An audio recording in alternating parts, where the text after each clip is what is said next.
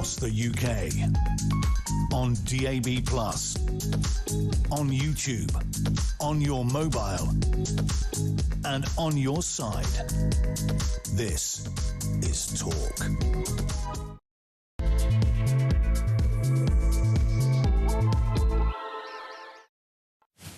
And good afternoon. Yes, welcome back. It is the home of common sense. So much to get through here this afternoon. As you'll be aware, fury, I tell you, has erupted over revelations that a catastrophic £500,000 a day is being spent detaining and moving illegal migrants around the country. This is not small change. £500,000 per day. Where should the government be spending the immigration budget? I mean, serious question. There isn't officially an immigration budget, by the way, but there might as well be an entire department of the Treasury dealing with just this.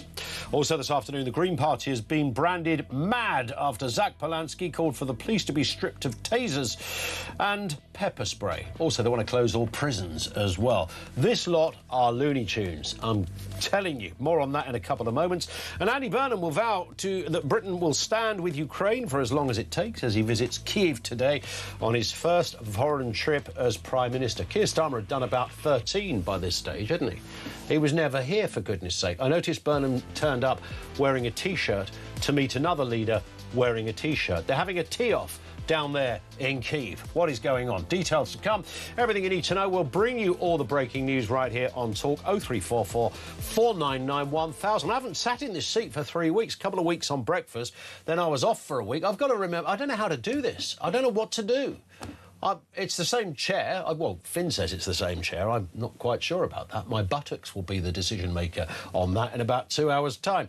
Where do we start? I'll tell you where we should start. We'll start with a clip of our own Prime Minister. Here's Andy Burnham. We have to deal with the issue rather than play politics with the issue. Just deal with it head on, grip it, and then make the changes that will bring that reassurance to the public. The public don't like the idea that the border looks like it's not controlled. We need to bring back that control, but also we need to offer support for people who genuinely need it. It's about changing the whole approach, and slowly but surely we are putting in place those building blocks of a very different approach to this issue.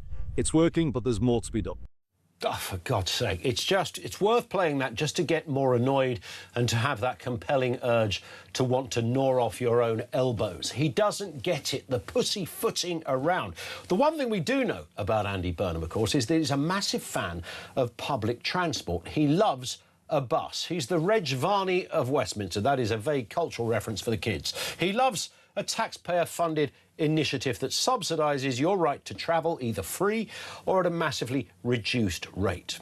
But will he extend that statist benevolence to this? Because Britain has discovered a fabulous new form of public transport, the taxpayer-funded migrant merry-go-round. From the ferry-go-round to the merry-go-round. Hop on board, lads. It's about to get interesting. We're now spending, as I said at the beginning, more than £500,000 every single day, detaining, moving migrants around the country, prisons to police stations to hospitals, hospitals to immigration centres, presumably collecting nectar points along the way, you'd hope so. That's £185.5 million in 1 year. And I know what some of you will be saying. There'll be those on the left, yeah, but that includes all the hotels, doesn't it? As if that would be a good thing anyway. No, it doesn't. It really doesn't. The latest published annual figure for asylum hotels alone was another 5.77 million per day. 5.77 million per day. And on top of that, we've got the latest £500,000 per day on the taxi service. If you'd had this conversation maybe 10 years ago, people would just called you a conspiracy theorist. They would have said, you're making stuff up, you're making mischief. So we're spending fortunes accommodating people, then apparently another fortune moving them around the country for various meetings and appointments and goodness knows what else. Meanwhile, taxpayers are being lectured about difficult choices. We're being told about stretched public finances, the desperate need to save money, the budget could be a squeaky one come October, all of that stuff. Here's a difficult choice. Perhaps stop treating the Treasury like it's a bottomless bank account. That might be a good start. Just riddle me this, if you would. Where should the government be spending the immigration budget? I mean, I'm sure the list is endless. And your overarching response to what is just another... It's not even... It's sort of beyond devastating. It's kind of in another stratosphere of bonkers and confusion. This is our country. This is our money. And this is how it's being spent. 0344 499 1000. Meanwhile, and elsewhere... We listen to the poorest communities, whether they're migrant communities, disabled communities, the trans community, working class communities. Whoever needs us to have their back, we will be there. We will be there to amplify their voices, to listen to the most marginalised and minority communities, to speak with them, not for them, and challenge truth to power. Yeah, truth to power, says Zach.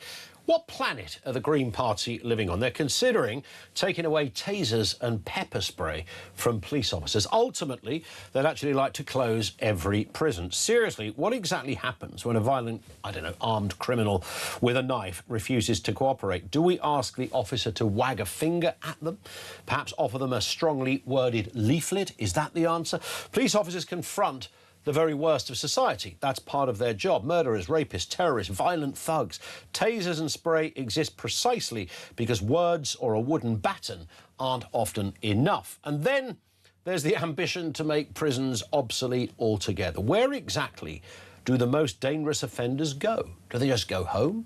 Do they go to Cleethorpes? I've got no idea what the thinking is on this. Rehabilitation matters, of course. Police accountability matters and prison reform matters. But removing the tools that protect officers while dreaming of a country without prisons is not progressive thinking. It is bonkers, it's naive, and it's catastrophically dangerous. And you know what? The Greens actually know all of this. But that's what gets their daft backsides out of bed in the morning, is the idea that iniquity lurks in every corner. They like to oppose what most right-minded, law-abiding, tax-paying people think. I don't want to say that again. But that's the whole point, if you like, the vibe of being a Green Party member. It is that simple. Thoughts on that as well? 0344 499 1000. And thank goodness for Matthew Saeed as well. Times columnist with the Times and the Sunday Times. Matthew, good to see you. What a great pleasure to be here, Ian. It's brilliant. So I didn't know you were coming in today. So there I was yesterday on a Sunday, merrily as I do, set my clock by this one, reading your column and thinking, this is great. I then send Finn, our producer, a little note saying we must get Matthew on to talk. The column you wrote was just so pitch perfect, as it so often is. And Finn said, oh, actually, you're on anyway. So you were already booked. So it was a beautiful bit of serendipity. Well, it's great to be here. And I suspect I feel, and you feel, and most of the people watching, tremendous anger about this asylum system. It's a very odd system, Ian. It's really odd. Because you couldn't really design a more evil system. Because people in different parts of the world who are suffering persecution and all sorts of other difficulties, we owe no duty to them unless they get to our shores. Yeah. Then suddenly it triggers the human rights legislation, That's a good and point. then we can't deport them. So there's a massive incentive for anybody who wants to have a better life anywhere in the world to come here. What does that mean? It means that people like Putin have an incentive to stoke instability in Africa, to increase the flow of misery. These migrants never go to Russia. Have you noticed that? That's a good point. They go to Iran. Yeah. They don't go to North Korea. They don't go to China. They come to the West. Yeah. So, in other words, it's part of the push factor. And, of course, it gives power to the most evil people in the world, the smuggling gangs. People die and drown at sea. You know, the mechanism whereby we help people... And I do want to help. I don't know how you feel about this. I think we should bring in some refugees, but people legally, maybe some women and children, and I don't rather think than people have who a problem break our law. Yes, we don't see that many women and children, Right. certainly on the boats. I mean, one or two on certain occasions there'll be a photo, but it's very rare, of course. It's a completely bizarre system. And when you say we should completely reform the refugee settlement, so this is human rights, ECHR, it's international conventions on refugees. By the way, Ian, that were written decades ago, when the flow of people around the world was far smaller than today. Correct. Before smartphones, where people smugglers can market what they're offering, the dinghies, to anybody anywhere in sub-Saharan Africa or the Middle East. Yep. It's rational to reform things through time when they become obsolete. And for reasons that are still completely obscure to me, people on the left say, no, we mustn't do that. Why? Why shouldn't we do it? What are they? I don't all the politicians I've ever talked to privately, Labour and Conservative, have said, yeah, it's a terrible, terrible system. But when they go public, it's almost as if it's something they dare not say in case they're considered to be too right-wing. You've touched on, I mean, there's two things there. The last point first, about the too right-wing thing. I've always thought, I've said it forever, Matthew, that this subject should not be a left or a right-wing subject at all. It is just that it's demonstrable. We can see it. The optics are there. We can all see that something has gone. If you're spending £5 million a day on hotels and another £500,000 on taxi services, then it doesn't matter whether you could be a Marxist and surely agree that that can't be accepted. That can't go on like that. So there's that side of things as well. In terms of the ECHR and the like, I mean, the mere idea that something that was written, 70-odd, 80 years ago, something like that, and put together, could still resonate and fit in today's digital world. You mentioned smartphones, absolutely key to this subject. I mean, it's a nonsense. Of course it would need updating. If you care a lot about human rights, then yes, you should make sure that your citizens are protected through human rights. Yeah. But people who break in to get here, why should they have the privileges that other people, desperate people around the world, will never get because they're not jumping the queue? Yeah. We don't have a certain capacity within democratic consent to bring in people who are suffering persecution. We can take a view, can we not, as a democratic country, how many we wish to take in. But it can't be those who deliberately break our laws to get here, who are almost always young men, and who can afford to pay the people smugglers. Sure. It's so iniquitous that you're absolutely right, Ian. I couldn't agree more with you that this is not left or right. A country requires robust borders. We must decide who comes here, not those who muscle their way in. We have no idea who they are. We haven't vetted them.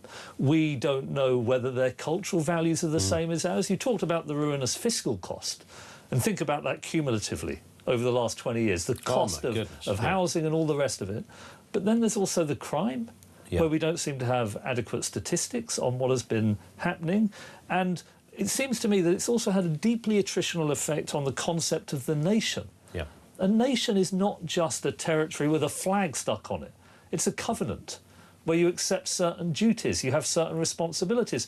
People who come in without our consent and who have themselves consented to nothing at all makes a mockery of the nation.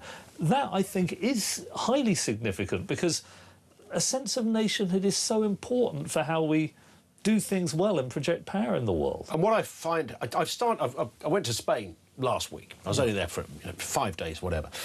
I've started to really resent passport control for the very reasons we're talking about here. So I arrive. You have to queue. I arrive in Spain, yes, and it's not about the Brexit thing. So they do this. They've got this new fingerprint eye thing going on. So thank goodness having 2 queues with me means you go on the shorter queue. So that's helpful.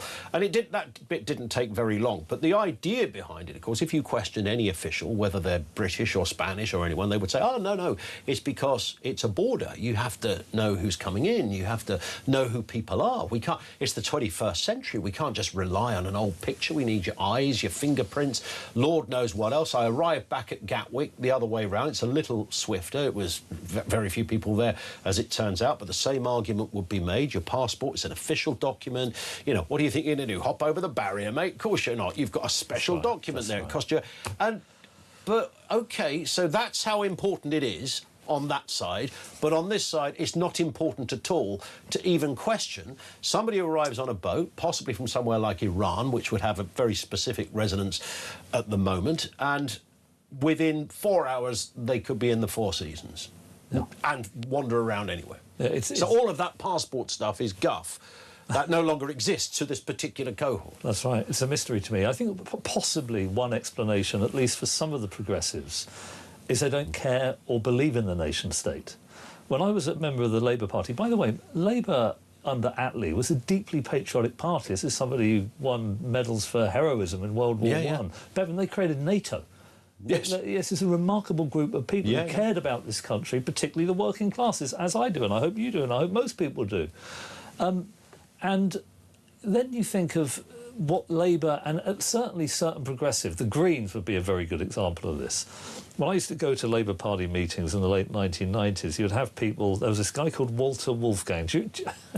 Walter Wolfgang. Do you remember the guy who got thrown out of the Labour Party conference for heckling Jack Straw? Yes, I did. That was him, wasn't it? So Walter. The Labour ward, the Richmond ward of the Labour Party, Walter was there, and week after week would say we need to withdraw from NATO. Yeah. We need to dismantle our institutions. We need to unilaterally disarm our nuclear weapons. And after a while, I was relatively new in the late 90s to the area, and I said, look, this is ridiculous. The nation wouldn't survive. And he said, yeah, that's exactly. Because they didn't believe in nations. They believed in the universal brotherhood of mankind and the kind of liberation of the global working class proletariat. Whereas rational people, I think, recognise that the nation-state is an absolutely crucial building block of the world, and we psychologically as humans, we have a moral psychology where we obviously have higher duties to our family, and then to our community, then to our nation. We don't have this universal sense. It's completely unrealistic, but I think that's how the Greens feel about the world. Correct. And it's who do you think's owning the narrative? Well, I know from reading your column yesterday you talked about Nigel Farage owning the narrative, and he's not really just planted his flag there. It's been his DNA politically for forever, as long as we've known him. What about the Conservatives on this? Because not the last time we spoke, but you were talking previously about dipping your toe into Conservative waters. Is that still the case? Well, the Conservatives got this horrendously wrong, more than any other government in post-war history. Not just illegal immigration that they got on top of not at all, but also legal immigration, which went up to 1 million net in the Boris way. I mean, that is outrageous. No one voted for that. No. Nigel Farage, I want to give credit here. I don't agree with a lot of Reform's policies, particularly on the economy, which don't add up. They would add heavily to the debt, which I think is a big danger for the country. But on this, I want to pay him a huge amount of credit. He has correctly identified this as an outrageous affront to most people in this country and has held the line on it for many, many years. I'm glad to say that the Conservatives under Kemi Badenoch now wish to withdraw from the ECHR all the relevant laws and conventions so that we can, by the way, instantly detain and deport. Instantly detain and deport. We'll have the legal means to do it. There won't be a judge saying, no, you can't do that. We'll change the laws. The judges won't be relevant. And then we have return agreements for those countries who wish to sign them, and then something like Rwanda for those people who are from countries or who have destroyed their documentation. Let me tell you, I went to Calais and spoke to a lot of people, African men mainly, living in a warehouse within sight of Dover. And I said, if you knew you were going to be instantly deported, would you come? And said, we're not going to spend 5,000 to a people smuggler to know that we're going to end up back in Africa. Of course they're not. That is that smashes the business model of the game. But Andy Burnham must know that. I mean, he must know. He must do. Journalists like yourself will go over there, come back with that same story. And, you know, most of I've never, for 1 second, I don't think a boatload of 200 men are all criminals. I've never thought that. I mean, but the problem is we're sort of being asked to play a perverse version of Russian roulette because we don't know who might be. But regardless of that, I mean, the idea that, you know, you speak to some of those guys over there, they're coming to the UK, they probably want to get a job somewhere at some point. Most journalists I've spoken to that have been out there did not meet people that were escaping a tyrannical regime. Some might have been, but generally this is the 21st century. People look at their phone, whether they're in Eritrea, whether they're in Mozambique, doesn't matter. They can look at their phone and go, well, a trip to the UK would have been unthinkable 15, 20 years ago. Today, it's completely doable. But what I don't understand is, I mentioned, you know, I went to see the Attorney General under Starmer. He had read a column, not dissimilar to the one I wrote at the weekend. And the thing that I was particularly going at in that column is that Putin sees it as a branch of Russian foreign policy to try and make sure that there is a big incentive for people all around Africa. It becomes so miserable for them, they want to come to... And, of course, transit countries like Libya and Morocco and Turkey, they can extort us. Either you pay us a lot of money or we're just going to let them through. Most foreign policy is basically resold and packaged. It's just a way of paying bribes to transit countries to stop them getting to us. And yet if we stop them at our All the left are perfectly happy for us to pay Turkey, Libya and all the rest of them to stop them, but they don't want us to stop them when they get to our border. It is beyond... it is literally beyond belief, comprehension. We're going to take a short pause. Matthew Said is with us. More to come. We'll talk about the former Labour Home Secretary, and what advice he has for Shabana Mahmood. Interesting, connected to this as well. Details to come. 0344 499 1000.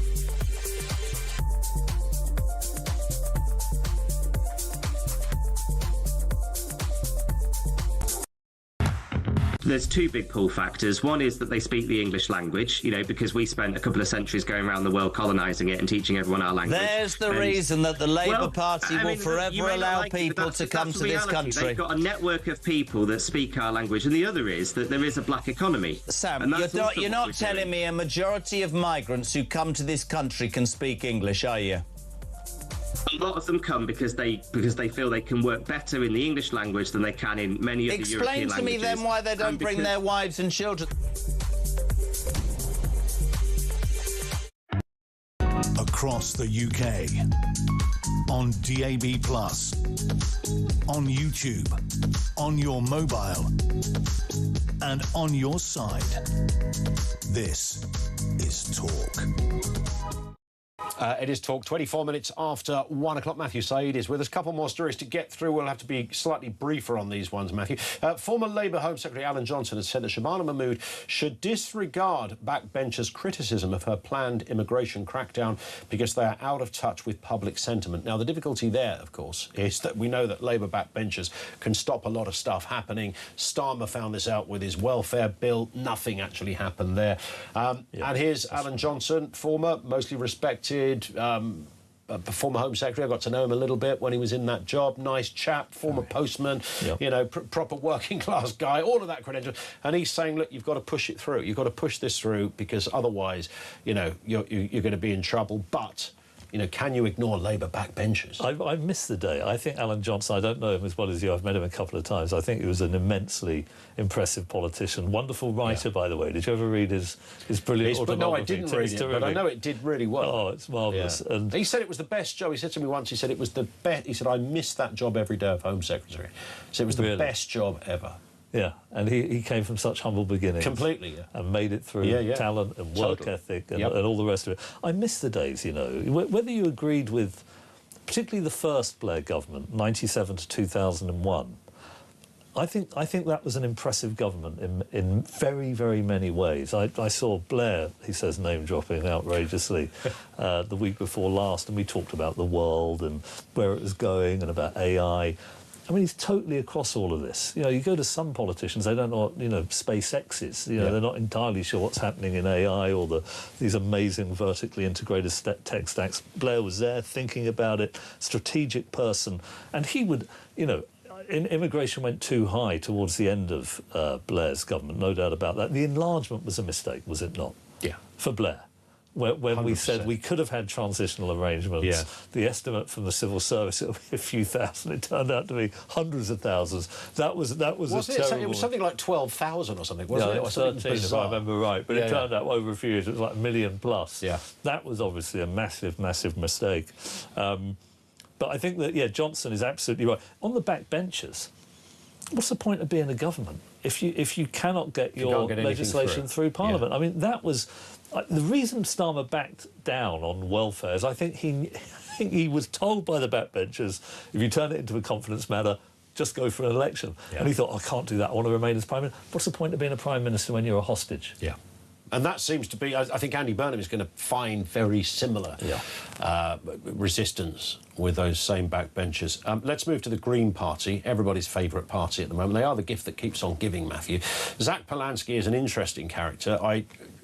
They often used to say he's kind of doing the populism thing, but on the left. He's kind of the left-wing equivalent of Nigel Farage. I genuinely don't mean this personally, and I wouldn't raise this if supporters of Polanski weren't saying what they're saying. I think this is... I cannot see the charisma in Polanski. I can't... he's not a great orator. I don't believe he he doesn't look the part, which sometimes you have to in this game. He doesn't have that certain confident swagger that is needed, whatever party you're of. I honestly do not know the point of Zach Polanski. I think he's appealing to people who feel that the economy is very unfair, particularly young people who can't get on the housing ladder, who feel they don't have a stake in society, and Polanski says, we'll tax the rich. And, of course, I think... That phrase does work still. It does work. Yeah. It resonates. Whenever you say it in a public order, people are like, let's tax the rich, perhaps not quite recognising the rich are very mobile internationally. We need rich people here, increases the size of our tax base. So I think that might be part of his appeal. I agree with you, he's not personally very charismatic, reasonably articulate. I don't find him that likeable, and I have found people on the left likeable. I thought Michael Foot was very likeable. I mean, remember, in the 70s, I mean, people might forget this. I don't know if you remember, in the late 70s, what do you think the marginal tax rate was under Labour? Go on. It was, on direct income, it was 83%. On dividend income, it was 98%. By the way, the Republicans in America had the marginal rate up at 60%. So we did. By the way, so everyone was in that ballpark. But it was interesting that even though taxes were high, because there was a very profound sense of patriotism after the Second World War. Yeah. People were willing to create this welfare state, the New Deal in America, because they'd been in the trenches together, and rich people felt a tremendous sense of duty. That, I think, has gone to a large extent. Rich people don't feel that sense of duty anymore. They want to offshore their capital gains. I would massively criticise that. Was it you that said it to me before when you came in, that there was that era of politics where, politicians in Westminster, they, whether they were Labour or Conservative, they'd all fought in the war? It's a big deal, that, I think. It's a huge deal. They had skin in the game. They showed with their actions, and some of these were war heroes, Churchill, Macmillan, I mentioned Attlee, remarkable. They showed that they were willing to fight and die for their country. Yeah. Whereas now you get PR people, they probably don't care. It looks like they're just ripping things off. Like, remember Navalny? Yes. That was a serious politician who put his life on the line. I think, in a way, in the old, in the ancient world, kings and princes would ride at the front of battle. Yeah. So people knew that they actually had something to lose. So the Green Party, just a final point on them, Matthew, their latest policy is to either desire, hope, or at least debate that the police could get rid of all tasers, all pepper spray, and ultimately all prisons as well. I mean, there's a big old to-do list there, isn't there? But it reminds me, have you heard of the Democratic Socialists in America? Yeah. They also want to get rid of the police, they want to get rid of the prisons, they want to get rid of borders, they want to abolish the presidency and the Senate. Does anybody really believe that? They want to get rid of Thanksgiving. What is it with the progressive... By the way, the Democratic Socialists are Trump's best chance of having either him or one of the other MAGA crowd winning the next presidential election, and it is the progressives in British politics who are going to take Farage into power. And it's interesting. On a very final point, on that point, we know that Kemi Badenoch, who was talking at the Edinburgh Fringe Festival, she said defectors who left her party for Farage's party are some of the most dishonest people she's ever met. And she previously said, and I think she doubled down on it as well, that she would never want to get into bed with reform. Now, I know all politicians say that. No politician ever said, oh, yeah, absolutely, if we don't win the election, we'll do a deal with that group. I appreciate that. Do you think ultimately it will come down to that? There's a lot of person animosity in the right at the moment. Yeah, there is. It reminds me of Monty Python, the Judean People's Front. People's Front of Judea. Particularly Lowe and Farage, by the way, can't stand each other. So it may be difficult to get the Unite the Right bandwagon. Or do you think Farage is going to win outright in 2020? Difficult to say. I mean, lots going to happen between now. It could be a bond market crisis. That would change everything. Yeah. Matthew, on that point, we hit the clock. It's been great seeing you again. Wonderful Thank to you. be here. Matthew Said with us here on Talk. 0344 499 1000. Where should the government spend that immigration budget? We've seen what it looks like. Where would that money be better placed? Thoughts on everything you've just heard? Our lines are open. This is Talk.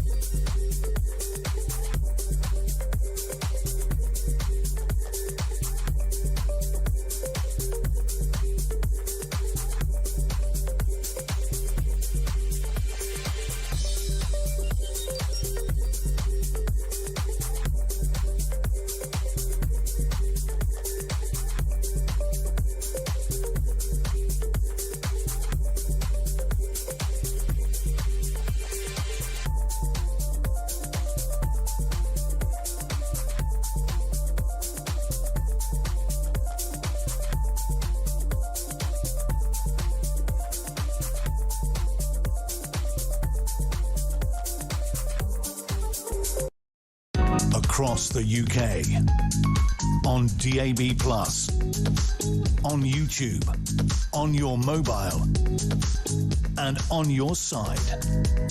This is Talk. John in Paul says, Ian, I think we should consider changing the name of the country to Great Stupid, as this is what the politicians have turned us into. It's a very simple but very fair point.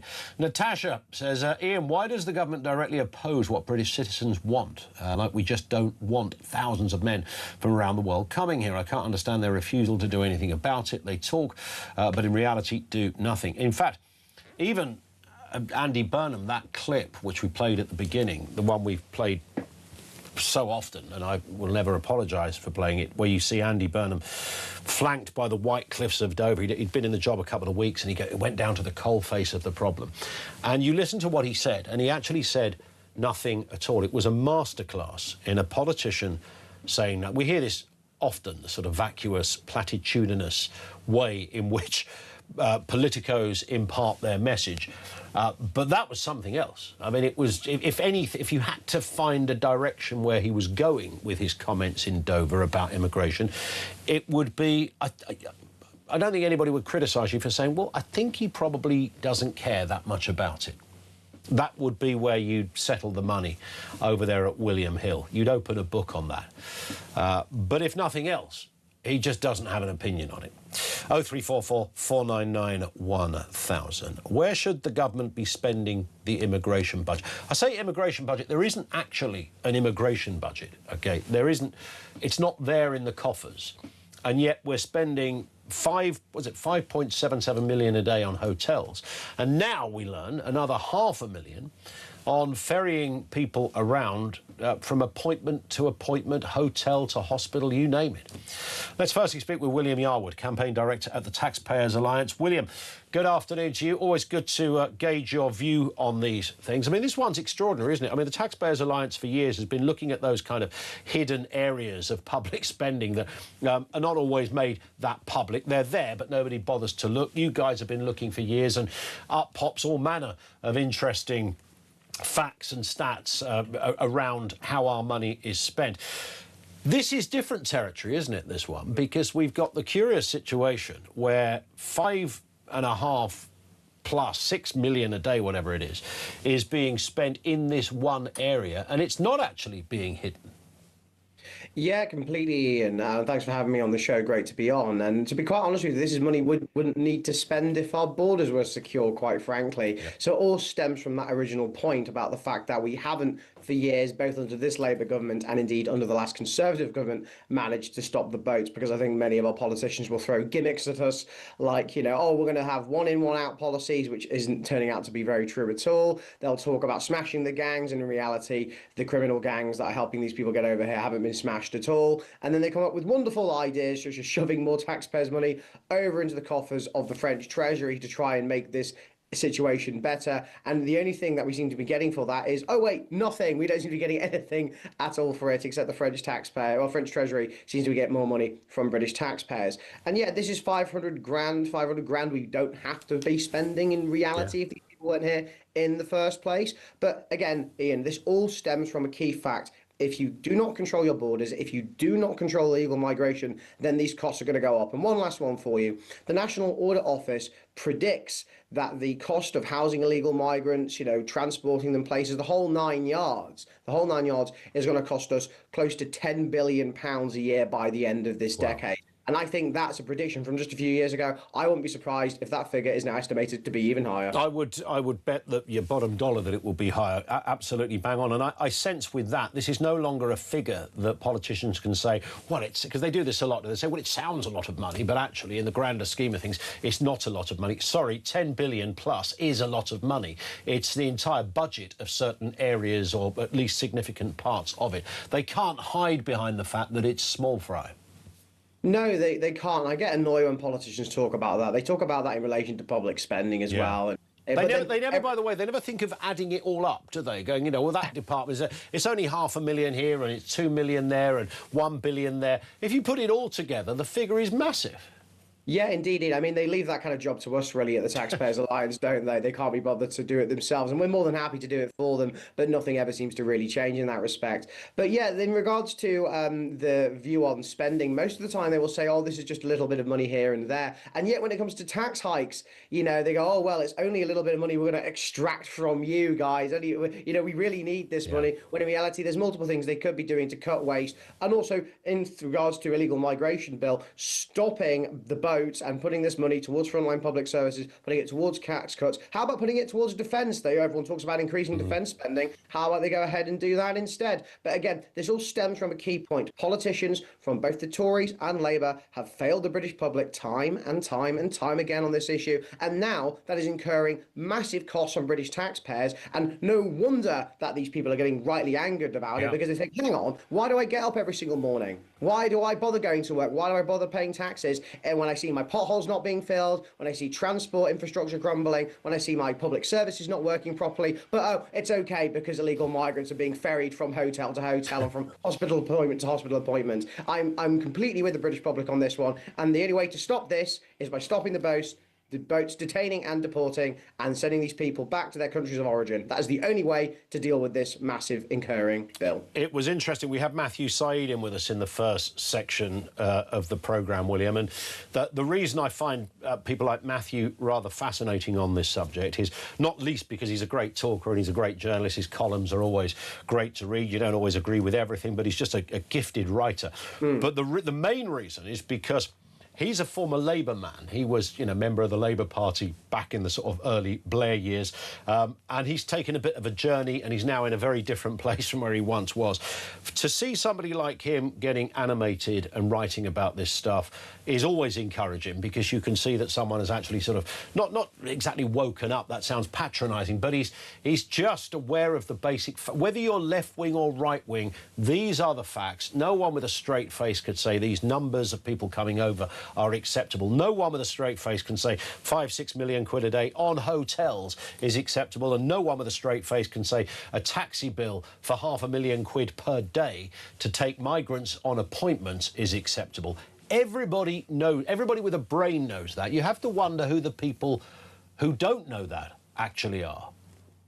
Well, I think they're sitting in the Houses of Parliament and in Number 10, Ian, and in the Civil Service. I think they're the ones who perhaps don't care about this. And yeah, I mean, you're right. This is a cross-party issue and across, ideologies as well. When you hear Labour MPs and Labour government ministers speaking, when you hear Tory shadow cabinet members and Tory backbench MPs reform, the Lib Dems, you know, maybe not the Greens perhaps, because they don't think there is a problem. Well, they don't think border should exist, do they? But that's a different subject altogether. But nevertheless, there is cross-party consensus on getting this issue sorted. The problem is no one has any real radical solutions on how to deal with this. Now, I know that some people have proposed leaving the ECHR. That's a good first step, I think. But there's also stuff, domestic legislation at home we need to deal with in the Human Rights Act. Some of the modern slavery stuff that also has some junk in there, which basically prevents people from being deported for whatever reason. And I think the British public are tired of excuses. They're tired of coughing up money for this, and they're willing to listen to radical solutions that perhaps might not sound very nice to the average, you know, to the average Joe, but actually in reality would deal with this solution, deal with this problem, and actually provide solutions to it over the long term. Because why is it fair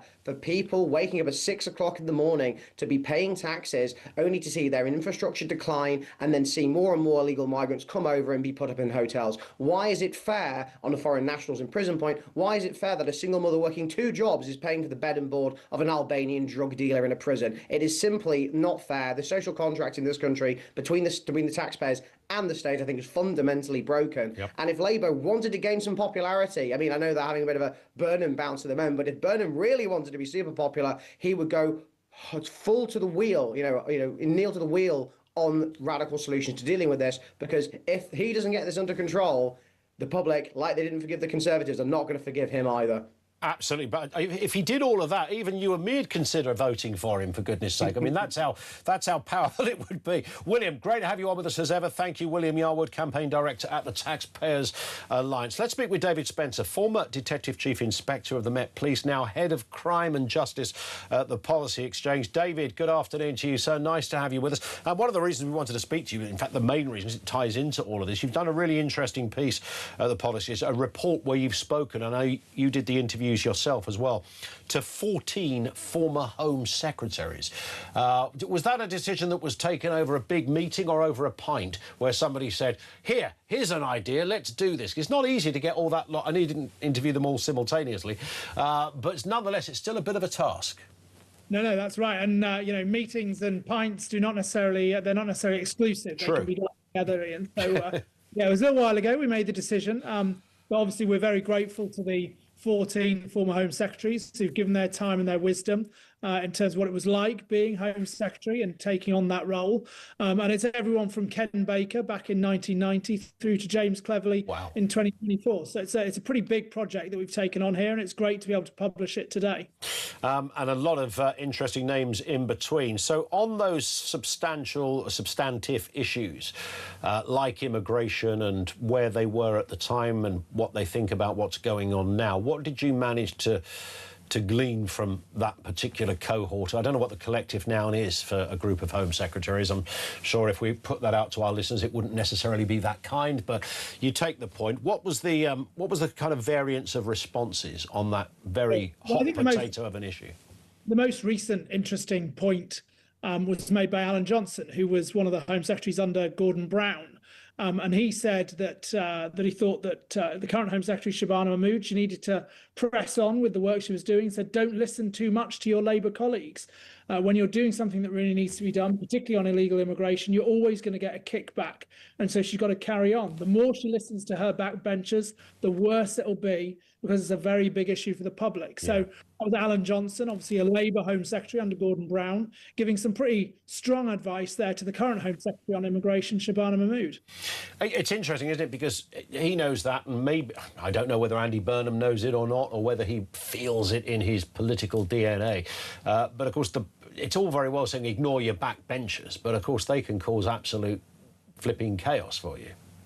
Well, that's very true. We've seen that previously with this Labour, or with the previous Labour administration under Keir Starmer. So I think that's true. But ultimately, one of the other things that comes through here, so Sir Sajid Javid, who was a Conservative Home Secretary, said to me that there's always trade-offs. There's always trade-offs in government as a minister. There's always decisions to be made between, one group, one another, one policy or another. And here I think that what Alan Johnson would say, the trade-off is between Labour backbenchers and the general public when it comes to this issue. So that's the sort of trade-off I think that the Home Secretary needs to look at. Did you sense then that of the 14 you interviewed, that Alan Johnson was I mean, for want of a better phrase, he was more to the right on this issue of immigration than many of the others.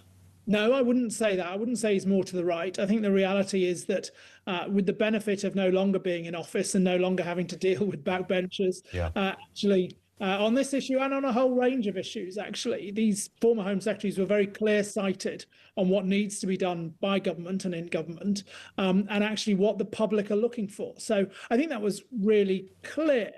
And, you know, one of the things that, so for example, Amber Rudd said to me, she said, the reality of being government is you've got to pick 2 or 3 things. Yeah. You've got to pick 2 or 3 of the most important things, go after them. And she was very, very clear on that. I think one of the other things, you know, if we go back a little way, Ken Clarke, who was obviously Home Secretary back in the 90s, you know, he said to me, well, one of the problems is that the Home Office is a department that is resistant to change. And of course, you know, the Home Office is the department that is principally responsible for immigration. So that was his view, having been Home Secretary back in 1992. And there'd be a lot of people ask the question whether that's any different now, 30 years later. What about the other issues around that role of Home Secretary? I mean, obviously, you know, terrorism and law and order, the police, very much, you know, in the headlines in a really big way right now, David. What gauge did you take from the responses you got from those former Home Secs?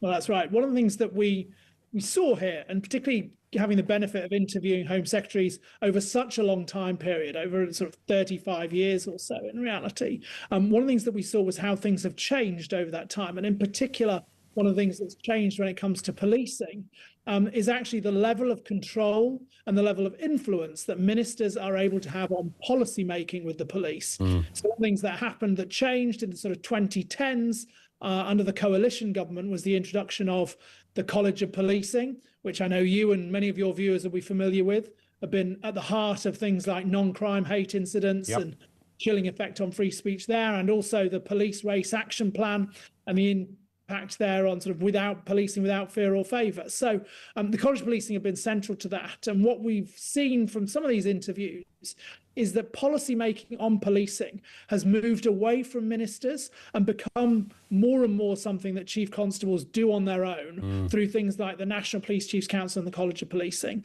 And we say that that's a pretty troubling development. And actually, there's an opportunity for the government with their white paper that's come out recently for them to take.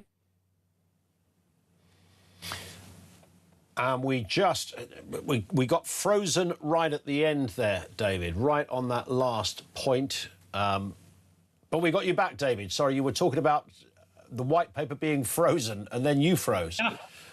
Well, the white paper isn't quite frozen yet. I think the Home Secretary is going to be trying to keep it warm. Yes. But what she's planning on doing is to have greater control over some of the policing system. And one of the things that is clear is that needs to extend to policy making as well, because otherwise chief constables run away with it themselves, as they did with the College of Policing.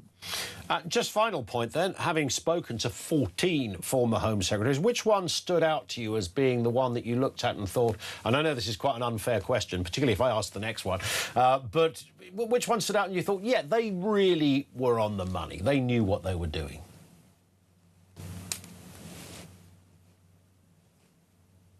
And he froze again. Just on that profound... Can we get an answer off air, Faith, if we could? That'd just be... That's all right. We'll get an answer off air. 14 Home Secretaries is interesting. I thought the takeaway from chatting to David, and obviously over the years, you might interview those people in different capacities. I've interviewed quite a lot of Home Secretaries myself, including Alan Johnson as well, when he was with Gordon Brown at a function thing. When you put them all together and you interview them sort of one after the other, I think you get a very different takeaway view from that. But what David was saying there, the most troubling thing, if you like, was this business of the Home Office itself being impenetrable to any kind of change. Now, I don't know whether that would be... I mean, it's an inanimate object, right? It's an office. It has people in it. Not everybody in it is cut from the same political cloth.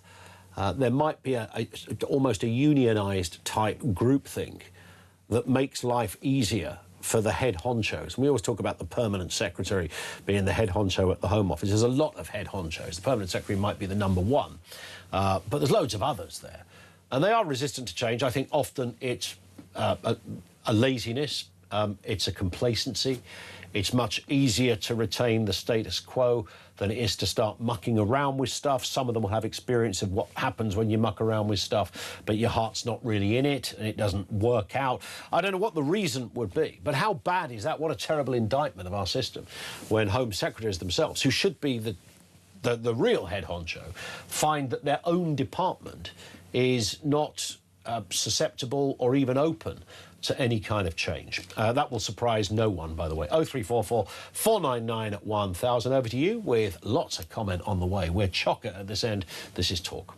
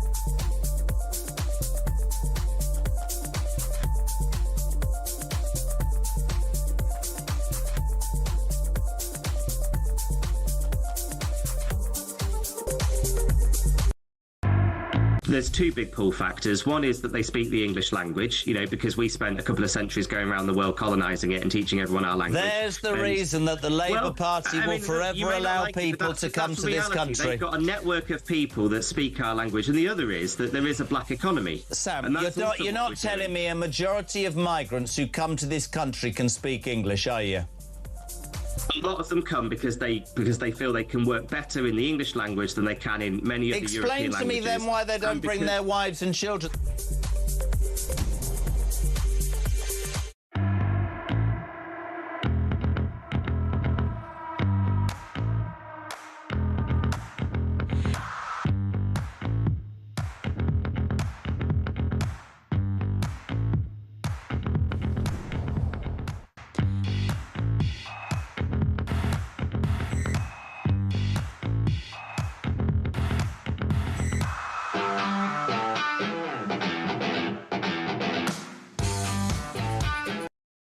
Across the UK, on DAB+, on YouTube, on your mobile, and on your side. This is Talk. We did ask David Spencer off-air who he thought the most sort of standout former Home Secretary was. He didn't really pick a specific person in one sense, but he did say that he was impressed with Michael Howard. And, of course, Michael Howard was the one who did take on the civil service in the Home Office, because famously, and certainly he said this to me in interviews before, but I think he said it on various documentaries, he turned up at the Home Office and he was called into a room, basically, with the aforementioned head honchos, and they showed him a graph of crime. And the graph goes up and up and up. And they said, so, Home Secretary, this is the graph of crime. And as you will notice, it goes up and up and up. And what we're here to tell you is that there's absolutely nothing you can do about it. And Michael Howard turned to them and went, watch this, you slags. No, he didn't say that. But what he essentially said was, watch this space. And he did change things. He did change things, but it wasn't easy. It was almost impenetrable, but he managed to squeeze through one or two little Home Office cracks to make a difference. Maybe that's what it needs, more determination. Charlie is in East Sussex. What have you got for us, Charlie? Afternoon.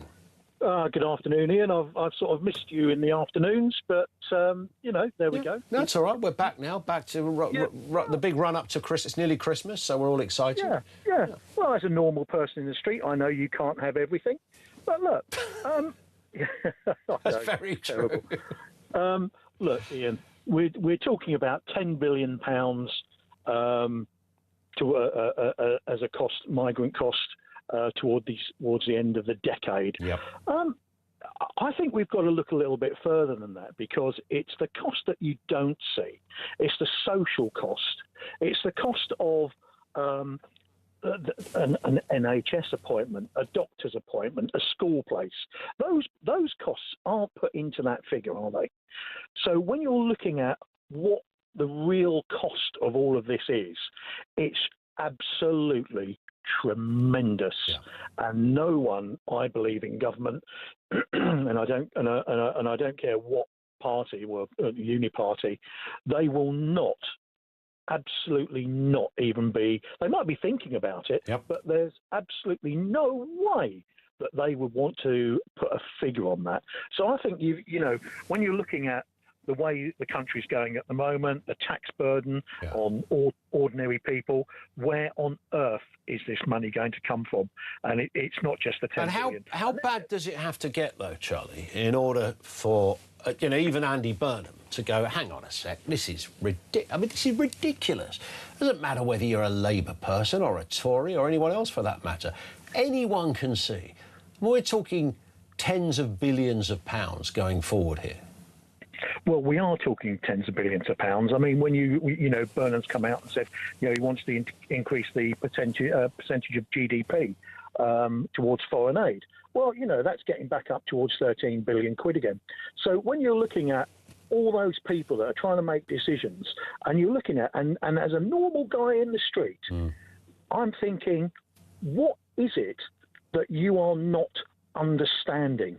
And whether it might not even be a case of them not understanding it.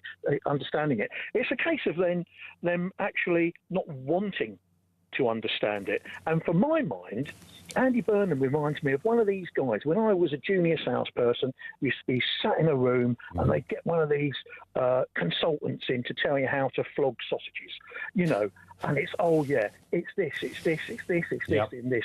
And you'd all walk out with a little certificate saying, yes, I've done this course, and then you throw it away because you said to yourself, well, that was a complete and utter waste of time. And I also think, you're absolutely bang on. Listen, Charlie, I've got to move because the news is upon us, but great call. Thank you, mate, for that. I was just going to add on the end there that someone like Andy Burnham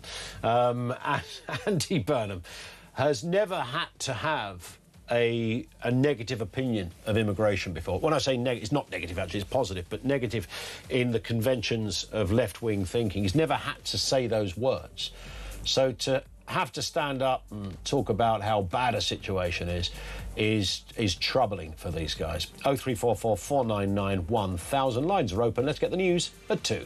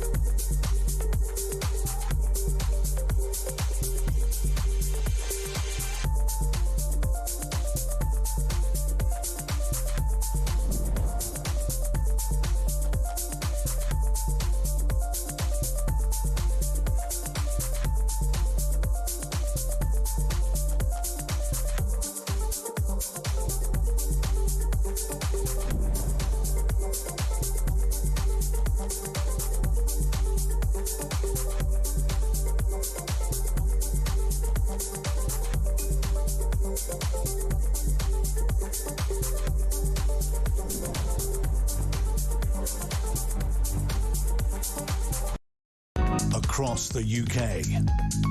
On DAB+, on YouTube, on your mobile, and on your side. This is Talk.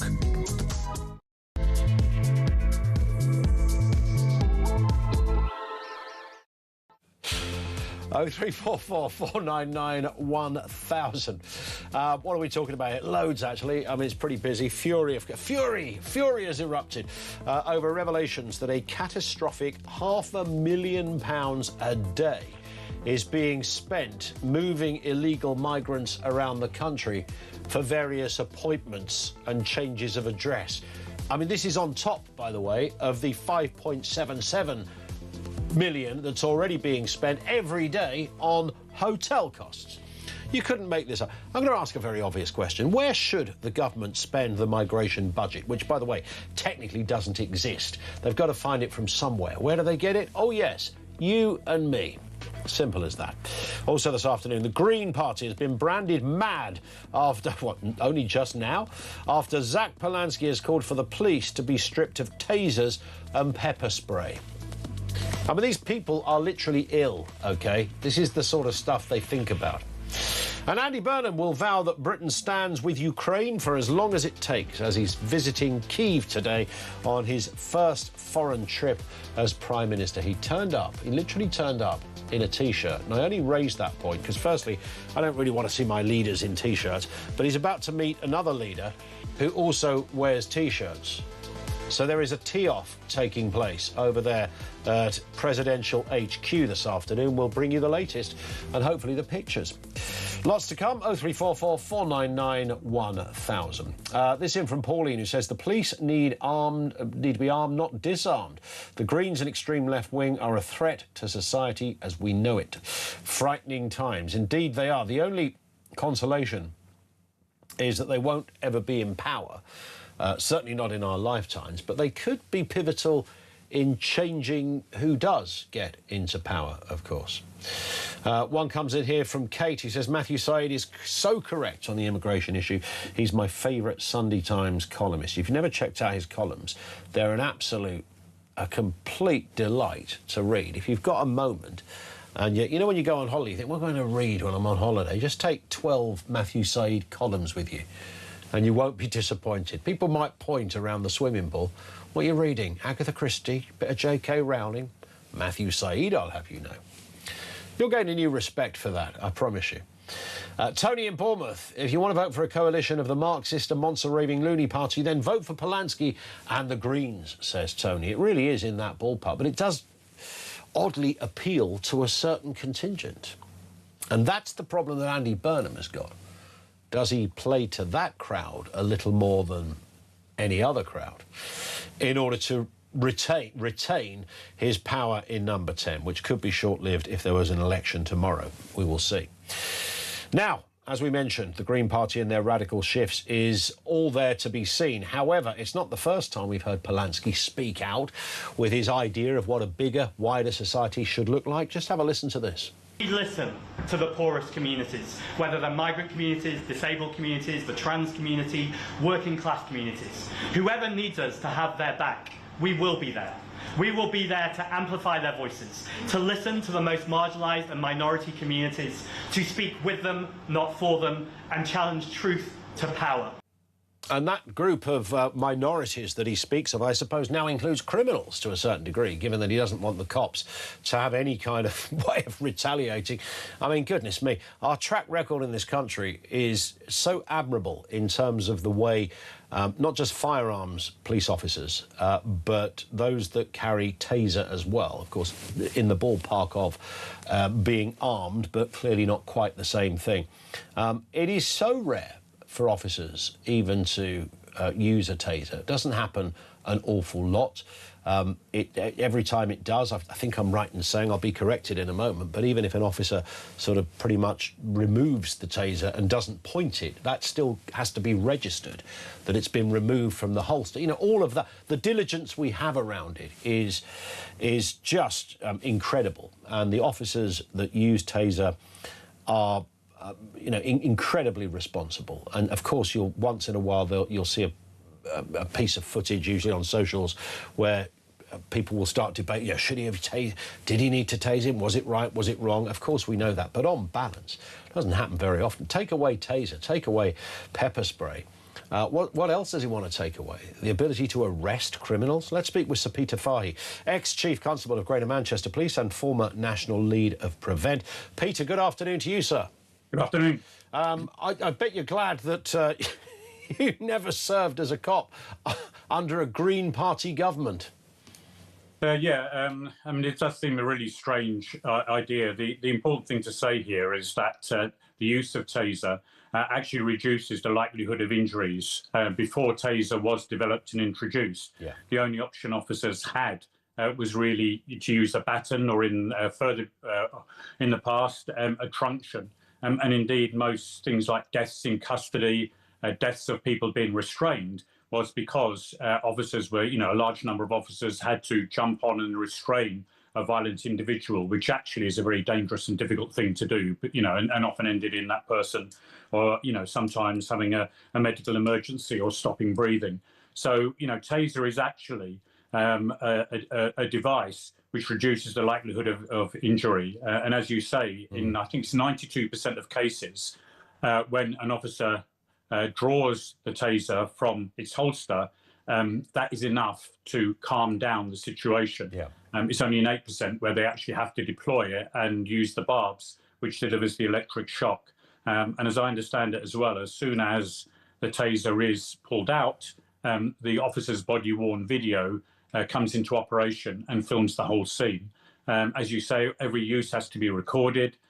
They're pulled together. If you look on the website of your local police force, it will explain the policy and also give the figures, which are then scrutinised by the Police and Crime Commissioner, and often by citizen panels and scrutiny panels and people like that. So as you say, it is extremely highly regulated, and it is in the context that we are fairly unique in the world with the Irish Republic of having a routinely unarmed police force. And that is because the tradition of how British policing developed, the fact that officers know the greatest weapon is their ability to calm down, to talk, to reason with people, and also, thankfully, because we have extremely stringent firearms legislation, which again reduces the risk to the public and to the police. So I can only imagine whoever put together this idea just doesn't understand the reality of day-to-day policing, hasn't looked at the research, hasn't looked at the figures, doesn't understand the degree of oversight, and as I say, fundamentally doesn't understand that taser actually reduces the risk of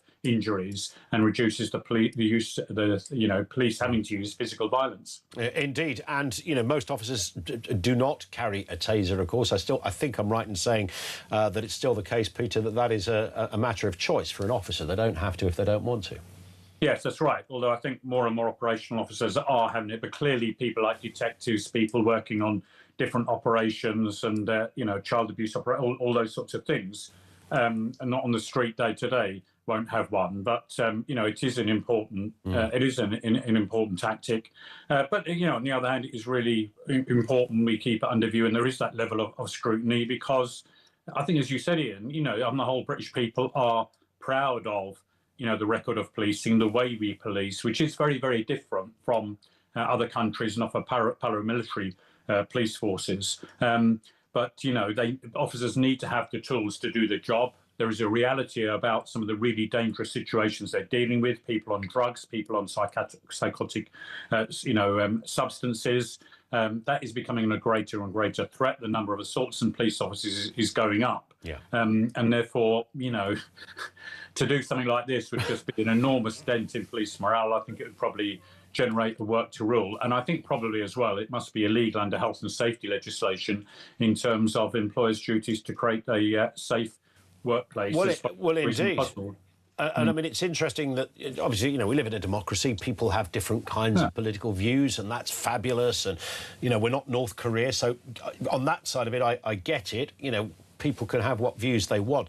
But it does seem extraordinary. I mean, we're living in a world as well where crime and justice is very much under the spotlight right now, and it's never off the menu, as it were, but there's a lot of discussion about police numbers and morale within the police and the prison service and all that. We'll come to that in a moment. But I just wonder what makes a politician say, let's campaign to get rid of any kind of protection that the police currently have. It's bizarre. It is bizarre. I mean, the only thing I think, as I understand, part of the wider discussion is about it reminds you a little bit about the campaign to defund the police in the United States.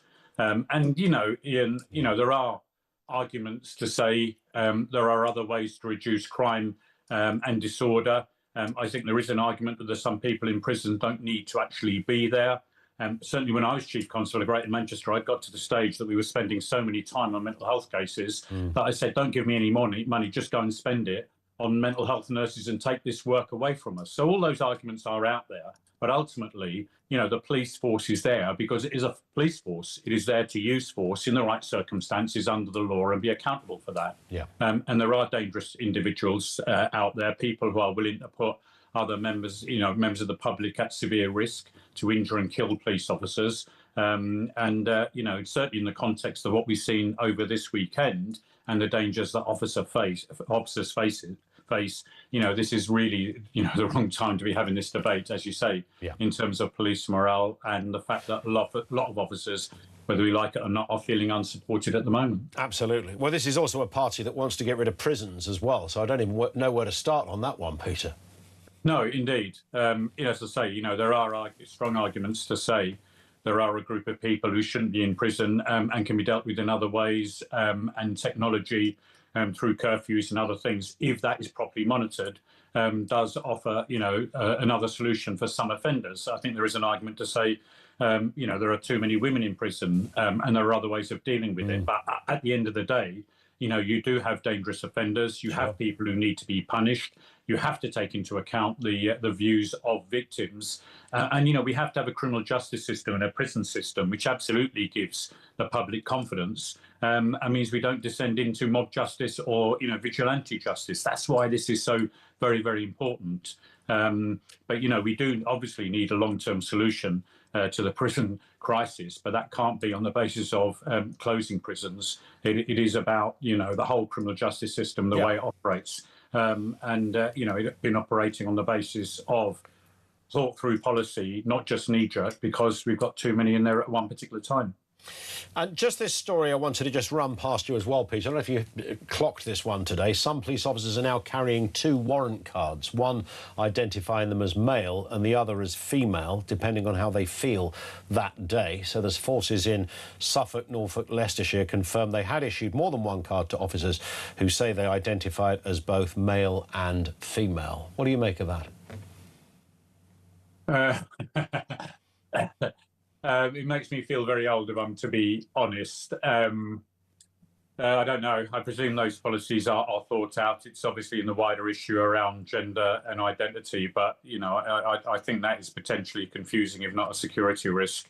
Well, it's just a bit bizarre. I mean, there are people who say they feel male or they feel female. I understand that, and if somebody I don't care how somebody wants to live their life. I do find it odd that, what would happen if you had to pull out your warrant card and you pulled the wrong one out while you're trying to, arrest or turn up at the house of somebody? Do you then put that one back and say, sorry, I'm not Keith, I'm Karen today? I think the serious point, Ian, it's not about a warrant card. It's really about, clearly, when you're dealing with the public, when you're searching prisoners, when you're going into people's houses, when you're dealing with people in the custody block.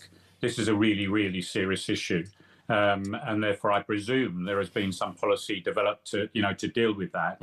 But obviously, this is really the critical issue behind this. As I say, not so much about warrant cards. In practice, you very rarely have to show your warrant card. It is more about you need to be clear about the gender of a police officer, because it has big implications in terms of the law, procedure, and the rights of the citizen. That's a very good point, and that idea that, as you rightly say, the law does require a person of the same sex to make certain searches, and I wonder where that would stand in a courtroom if the officer says, well, at that moment I felt like a woman, not a man, so I was perfectly fine. Yeah, I'm not aware that it, would stand up under any scrutiny. I don't think so. The way the law and procedure, but it's not just about that, is it? It is about the right of the citizen, and as I say, that you have confidence that the person who may be searching you or doing something very intimate or taking your statement in a really difficult situation, that you are clear about their identity and there is no confusion. Indeed. On that point, Peter, great to have you on with us as ever. Thank you. Sir Peter Fahey, he's ex-Chief Constable of Greater Manchester Police, former National Lead of Prevent as well. Thank you to him. 0344 499 1000. The gender fluid thing, is that... I mean, that isn't non-binary, is it? Because non-binary, you don't have any gender. I think I'm right in all these terms. And these terms aren't marked out in any kind of... psychologists will talk to you a lot about them, but you won't find many biologists or those of a medical persuasion be able to shine any light whatsoever on much of this stuff. But the gender fluid thing is... I mean, is that... If that is really a thing, then somebody who literally feels like a bloke one day and not another day, and then they feel like a woman. I don't know how you would know to feel like a woman, because you're not a woman and never have been. So you wouldn't have any of that sort of gravitational pull to that gender. If I can understand how... So as a bloke, if somebody said to you, do you feel manly and masculine? Somebody asked you that question. And you look at somebody like me and you probably think, yeah, he probably feels very masculine and manly on a, almost ongoing basis. But actually, truth be known, not always. You don't, if somebody asks you that question, do you feel like a, do you feel like a bloke, a bloke's bloke, testosterone, all of that stuff, yeah, I'm a man, right? Yeah, come on, hey, nibbles, all of that. No, you don't always. But that doesn't mean you therefore are non-binary or gender fluid. Because how would I know to feel like a woman? Because there's nothing chemically within me that would send me in that direction, right?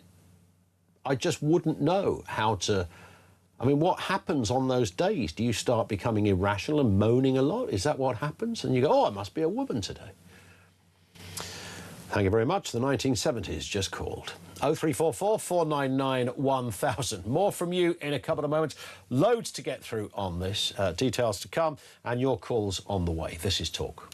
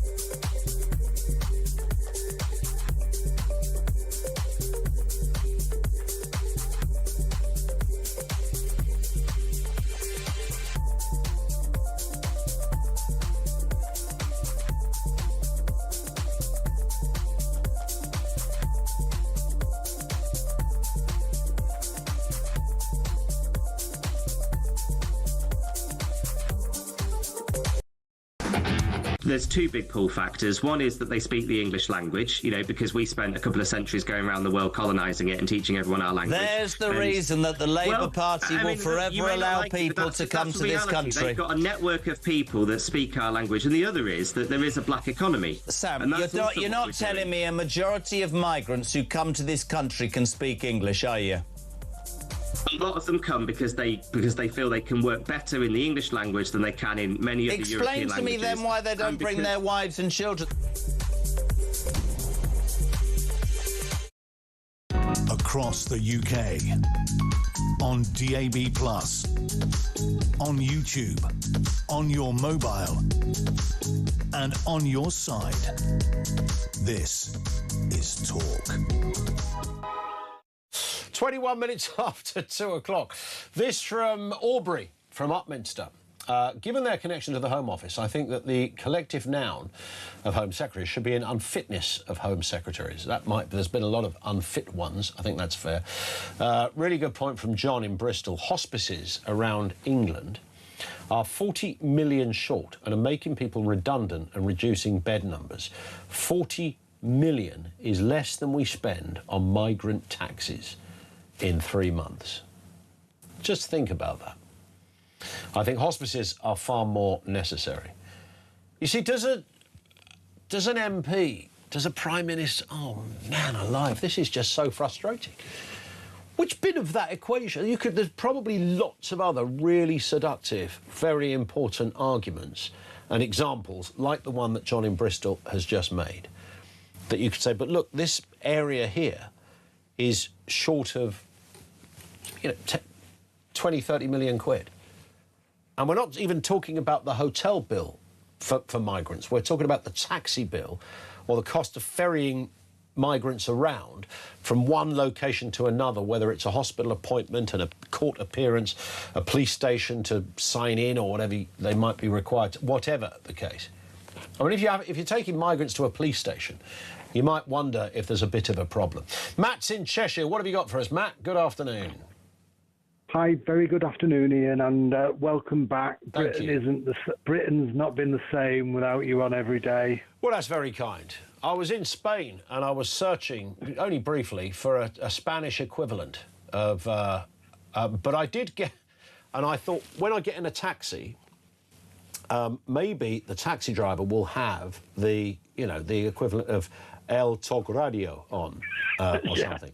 But I forgot to tell Finn this, our producer.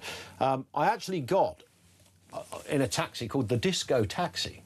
You can look this guy up. He's he calls himself Magaloof's. Well, I wasn't in Magaluf, but it's only down the road. Magaloof's finest. So he takes essentially drunk tourists around, plays music very loud. He's got his own YouTube channel and stuff, or he's certainly on YouTube. He's got a blue beard, this fella, and he laughs a lot, very loudly, in your face. So when you're sitting there in his cab, so I didn't get any talk radio of a Spanish variety, but I did get lots of sort of banging Ibiza-esque tunes and a laughing Spaniard. That's the best I could do. They don't have the social problems that we have. And maybe in 20 years after this latest leader they've got now, if you go back, there'll be an L Talk Radio gap in the market for you to fill. That's good. That's a good point. That's what I need to brush up on my Spanish. Yeah, you need to brush up on your Spanish. It was just about the Greens, Ian, and their idea of. I was thinking, if they were victims of excessive violence themselves in the middle of the street, where they were pulled to one side by a group of lads and like pointlessly beaten for nothing, for a phone or for a watch, or they were just sort of punched in the mouth randomly for no apparent reason whatsoever, or stabbed or something like that, maybe they'd have a different view on extreme violence and how to deal with it. So maybe they should go on a course where all the Greens, high-profile Green politicians, where they get tasered just to see what that feels like. You used to be able to do that, by the way, as the journalists could go to a police station and experience being tasered, and they stopped doing it a few years back. I think after Nick Ferrari survived it too easily, something like that. There was he didn't even feel it. But yeah, they used to do it, and they don't do it anymore, which is a shame, because would I go through it? I don't know. It might be worth a go for politicians. I mean, I've spoken to you numerous times over the years about various issues and how policing is connected to them. And every time we just end up with, we're weak, we're pathetic, and we have the right system. I think Peter Hitchin always said the police service is to prevent crime, not to react to it. And all we've got now is a reactionary service that basically just mops up things off the floor. Whereas before, there used to be, oh my God, don't do that because you'll have him to deal with at the end of it. So again, with everything that we're doing wrong, the answer was already previously in our history. Yeah. It's a very good point. The answers are all there, aren't they? Listen, Matt, always good to hear from you. Thank you, Matt in Cheshire. Sue says, you'll be making your own dinner tonight then? Oh, that's after my little kind of dipping my toe in the waters of sexism a little earlier. Oddly, I am making my own dinner because I'm totally on my tot. In fact, I made it yesterday. I made a roast for me and the dog and made a bit over the top on the potatoes and the chicken, so going back for more. I'm quite a fan of that. I know a guy that only eats 2 meals a week, by the way. Do you know anyone who does this, Finn? Like, it's literally for OCD purposes. So I don't have to think about what to eat. So he has chicken or fish, and that's what he does. And he's got it all prepared, beginning of the week, job done. Never has to think about it. Lazy git. This from Joanna in Salisbury says, Ian Burnham, it doesn't look like the border is not in control. It's not in control. Yeah, that's what he said on that clip. It looks like it's not in control. No, it's not in control. This migrant business is bigger than the NHS. At 67, am I too old to train as a taxi driver? Well, you might have to. I think we might all end up in double jobbing it in order to pay enough money into the system so that we can plough enough cash into the various departments that are needed. Lenny's down in Ashford. Lenny, what have you got for us, Lenny? Afternoon. Good afternoon. Well, I've been looking the way for country, and I've looked at other countries that have been in the same position. Yeah. And there was one country had a tyrant ruler, but the people were friendly, and the equivalent to their 10 commandments was good thoughts, good words, good deeds. And it turned out their kindness was their weakness. Yes. Yeah. So what they did to get rid of the ruler that was the tyrant, they joined Islam. And Islam promised them that they would get rid of them and we'd all live together happily. It turned out the country I'm talking about was Persia, when the Shah of Persia ruled. And when they got rid of him, the country, the Islam and the Muslims took over and took total control of the country, and that country is now called Iran. Now, we are going down exactly the same boat when that was when that country was named Persia. So you think there's a, well, I mean, it might be a way down the line, but you're thinking there's a takeover? No, it's one generation it took. If you look at our country now, Islam controls 10 of our largest cities. They're already doing it. They get total control. When you say Islam controls our cities, I mean, I've got to challenge that one. Faith. Okay. You might be a Muslim politician, but Islam isn't controlling it. There's nothing you couldn't implement something as a council that would go against the domestic law of the land. Well, it's already happening. In some of these councils, they refuse to speak English. All the council meetings are done in their own language. If there's examples of that, then, and there are people sitting there who don't speak that language, which could be members of the public, then I would suggest that should be illegal not to conduct a council meeting in the language of the country you are in. I've seen some social media clips where somebody is talking another language and they're addressing a specific group as part of their job within the council, but an entire meeting being carried out in another language. Not familiar with that. Well, there's one mayor who doesn't speak English, and that is it. And I'm sorry, I can't remember where he is the mayor, and he doesn't speak English. I think it was an old story of Brighton, where there was a mayor who wasn't the official mayor. It was the, you know, you get the council mayor as distinct from a mayor with authority, if you know what I mean. Well, I would argue that point with you. Now, I'm not sure which city it was, but it was they had, and that was their excuse, that they had to do all the council meetings because the mayor couldn't understand English. Yeah, I think that's probably a bit of BS, Lenny. Not from you, but from some mischievous area. But listen, we'll ponder it, we'll check it out, because I am familiar with and Lenny, thank you, by the way, it's always a pleasure. There was a story of a mayor, I think it was down Brighton way somewhere, but what do you call the difference in the mayor? So you get the mayors like Andy Burnham or Sadiq Khan, but then you get your council mayor, you know, the fellow that wears the chain and gets ferried around, who doesn't have any authority in the mayoral sense that a Burnham or a Khan would. There was an example like that, and I'm not sure the guy couldn't speak any English. I just think he wasn't great at it. I don't think he was there for very long anyway. But listen, be careful of what you wish for is Lenny's sentiment there, I think. This in from Mick in Warsaw. I'm no economist, but an idiot can see this can't last. The British government, for the last 30 years, has virtually ran a Ponzi scheme. Thank you to Mick for that. Lots more to come. Just gone 2:30. This is Talk.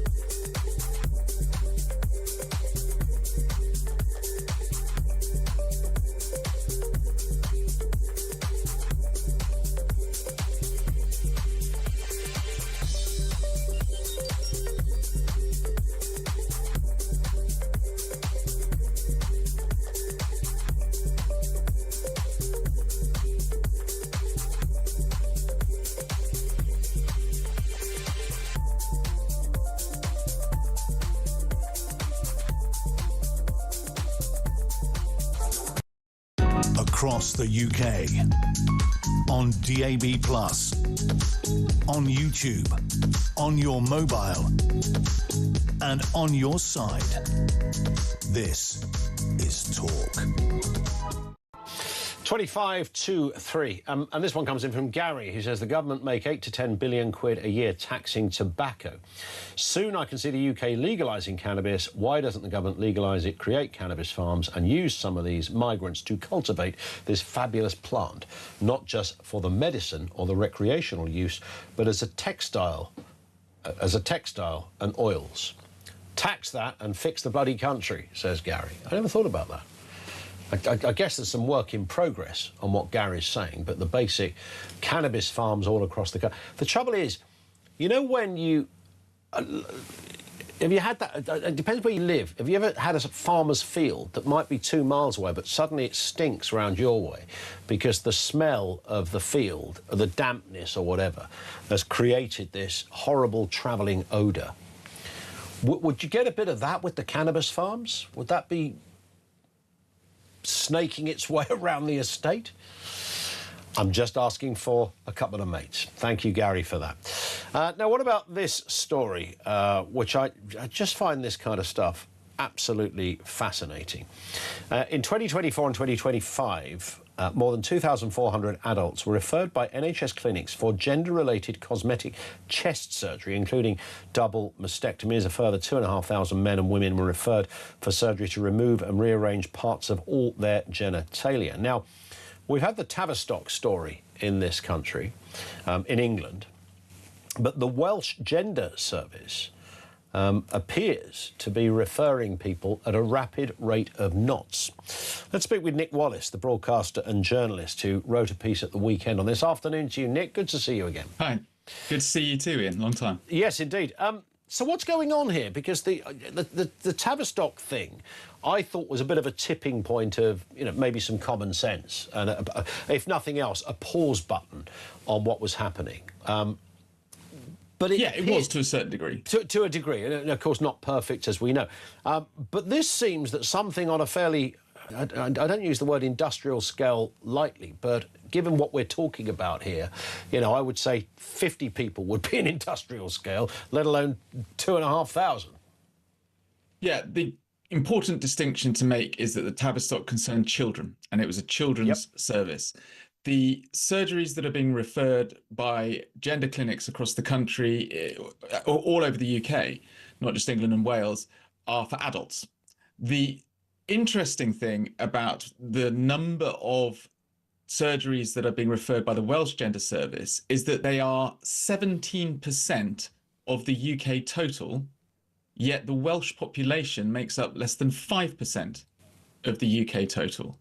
The Welsh Gender Service is an outlier to an extraordinary degree. And I've been dealing with sources who have been telling me for months they tried to raise the alarm about what was going on at the Welsh Gender Service. And it's pretty simple. It's run by a self-avowed activist, someone who believes that gender-affirming care is the way forward. And gender-affirming care is a euphemism for someone turning up and saying, oh, I think I might be a man. And they say, right then, well, let's assess you for hormones and get you on the pathway. And if you don't put in proper safeguarding, which is what this is about essentially, you will find, or you may find, that people are being sent for life-changing, irreversible surgery, which is very high risk with enormous complications, which relies on lifelong medication, by mistake. And there's very, very little way back for people who've been through these surgeries. So is the Welsh Gender Service, is this a kind of classic example, Nick, of a sort of an organisation that has kind of been there for a bit and it's been largely left alone and no one's really stopped to have a little look at it? Because I noticed that today the NHS has designated this service as a potential service of concern. So has it been just merrily doing its own thing in the background with nobody asking any questions? I think there is a case to be made for that. I think people within the NHS, politicians, are too keen to look the other way, say, oh, they're the gender experts, they know what they're doing, they're following international guidelines. We shouldn't really get ourselves involved because it's not our area of expertise. I know a surgeon in South Wales called Mr. Joseph Chrysostom, who has been campaigning, trying to get the Royal College of Surgeons, he's a member of the Scottish Royal College of Surgeons, but he's been trying to get the Royal College of Surgeons in London and in Edinburgh to pay attention to these gender surgeries that are being carried out on the NHS and do some research into the outcomes, do some research into how safe they are.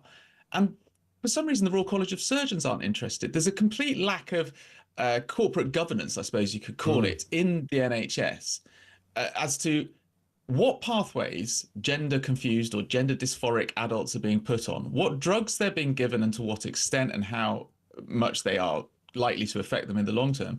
And then when they get sent for these surgeries, again on the NHS, what the long-term outcomes for them after that. And you mentioned those numbers. We've got 4,900 people in 2 years being sent for irreversible surgeries to their chest or to their genitals. And where are they? How are they doing? Are they being properly followed up? Where's the aftercare in this kind of thing? It's insane, frankly. I'm really, really worried about this. And it does look like the Welsh Gender Service is an outlier. In July 2024, 2 years ago, the NHS Joint Commissioning Committee, which is basically the whole of NHS Wales, said there should be an independent clinical review of what was going on at the Welsh Gender Service. It hasn't begun yet. So is the big concern here, Nick, or the big question, why are there so many people in Wales who are looking for this surgery? Or is it that why is there an organisation that seems incredibly brisk at recommending a pathway to, for want of a better phrase, changing your sex? We don't know.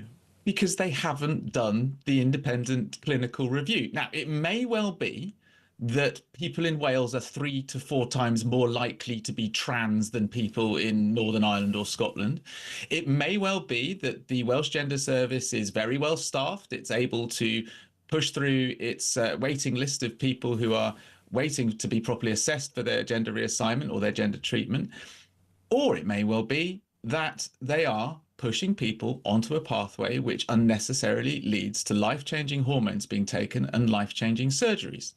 And because the NHS hasn't done its independent clinical review, we don't know. The only reason they've been designated a potential service of concern is because the figures about how much of an outlier the Welsh Gender Service is was brought to the NHS's attention. They didn't do the work themselves. It was journalists like me and the campaigners and activists who'd actually said, look, this is odd. You need to do something. I mean, overarchingly, this whole subject, I mean, whether we're talking about Tavistock, and as you rightly clarified at the beginning, this was where kids were, very young children, were going for very serious consultations about medication and the future of what happens as they move through their years. If you speak to almost any doctor, any clinician, sometimes it has to be off the record, but this whole area is it's such an unknown. Try and find somebody in the medical world who can define what non-binary is, as always a good example, that they don't know. Nobody knows. It doesn't mean anything. It's just a sort of social phrase that somebody came up with. A lot of bisexual people now calling themselves non-binary as well. So there's things like that. But the more serious area, when we are talking about people going under the knife for very serious, irreversible operations, it is an area of, whether we call it medicine in the conventional sense or psychology, psychiatry, whichever one you want to pick, it is so untouched and unresearched that we would even be reading out the stats that we're talking about here. And this is just from one part of the UK. I think the crucial thing is that gender reassignment surgery is cosmetic surgery. You cannot change sex. All you can do is go under the surgeon's knife to mold your body into the nearest facsimile of what the stereotypical view of the opposite sex's biology is or should be. Now, people have had successful double mastectomies in order to flatten their chests, in order to look more like a man. And these are the least high-risk operations. But when you start going into genital surgeries, where there's an awful lot of, let's face it, complex kit down there, whether you're a man or a woman, trying to... And I know this is a family show, and I don't want to go into too many gruesome details about what actually goes on in these surgeries, but goodness me, there is a lot of slicing and dicing of flesh and tissue down there, which is sewn up and rearranged to do all sorts of complicated things. And these are still experimental surgeries. And that's the point, isn't it? They don't always work. It's that experimental side, which I think most medics seem to kind of, quietly or otherwise acknowledge that. Well, also, if you look at the NHS literature, they're saying, oh, we can make you a neophallus, which is a facsimile of a penis, which is actually taken from the skin and fat of the arm or the belly of the female patient and then rolled up into a tube and attached just above the vagina. I mean, this is not the way it is being sold to these patients by the NHS literature. And I think there's a really strong argument for saying, look, if you really want to do this to yourself, why should the NHS be paying?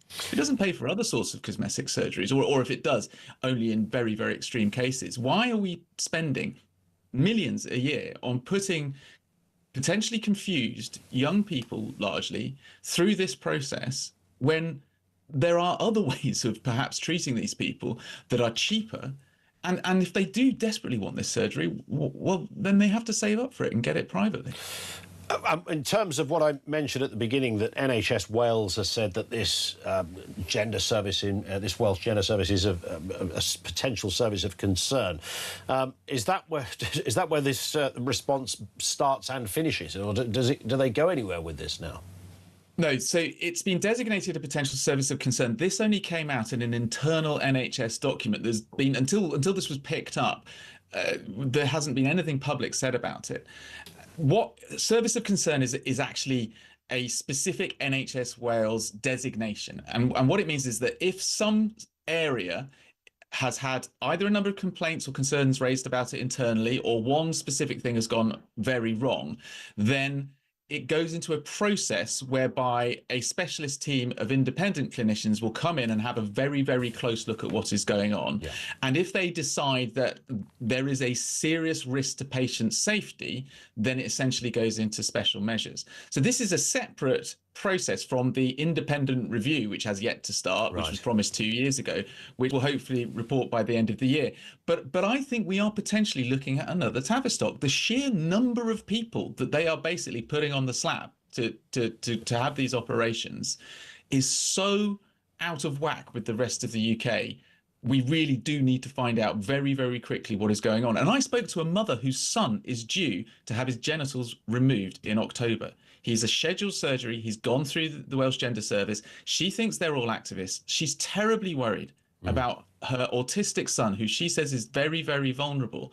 And yet, despite being designated a potential service of concern, the NHS in Wales has not suspended the WGS, the Welsh Gender Service, from making surgical referrals or stopping the scheduled surgeries, which is, again, just seems insane. You don't know what the outcomes are going to be for these people. Why are you still letting them have these operations? And on that point, Nick, great to have you on with us. Really thorough and interesting stuff from Nick Wallace, the broadcaster and journalist. Thank you to him. Of course, it was Nick Wallace that really was the first, I think I'm right, it would be fair to say one of the first at least, to raise the issue of the post office scandal. He's a very diligent guy in terms of, diligent journalist in terms of getting to the centre of gravity of big stories such as this, and it's interesting that this one's caught his eye. We did approach the Welsh Gender Service for a comment, and we are awaiting a reply. There's so much I don't understand about this. I've got friends who have their own sort of family sort of experiences in this area. The bit I've never really quite got, I understand when somebody thinks they're not that they don't feel they function as a man or a woman. And I've always argued, as I mentioned a second ago, you can only really qualify on one of those genders, the one you were assigned at birth, because you can't say, well, you can say I don't feel like a man. I can say that, but I can't say I don't feel like a woman either, because I wouldn't know what feeling like a woman is. That doesn't make me gender fluid. It should never result in me going under the knife and having my bits and pieces chopped off or readjusted or something. But the bit that I've never really understood, even people who go through that process because they believe that they will be more comfortable without their breasts or without their other bits and pieces. Do you not, once the surgery's been done, and assume it's successful? Because I understand somebody who has that view themselves. They say, no, I genuinely think I'm a man, or I genuinely think I'm a woman. But would you not always feel shortchanged? You'd never feel. And as Nick very loosely described, part of one procedure in order to make a penis. And I'm going to take a guess. I'm pretty sure if you YouTubed it, you could see the surgery happening. I've got no desire to do that. But I'm guessing it doesn't look much like a penis, and certainly not function like one either. I would imagine that's the case. And I don't know whether there's part of me that thinks, would that not make it worse in a way, that you've gone through all of that and they've left you with this? Would that not be a point where you go, wow, that's not quite what I was thinking of? Because you'd never feel like the man that you thought you were going to feel like, would you? I mean, you can visually look the part, you can grow a beard, if you've had a double mastectomy and you work out in the gym, there's loads of examples of that, you can look like a bloke. But in your head, you know that you're not. And visually downstairs, it ain't going to resemble what most men would look like, right? So would that not, in many ways, almost make it worse? Oh, you've taken me so far, but not to the final point, because, of course, there is no final point because you're not a bloke. 0344 499 1000. Thank you to Nick Wallace. Interesting story. We'll keep across that one as well. Lots more to get through. More comment from you on the way. This is Talk.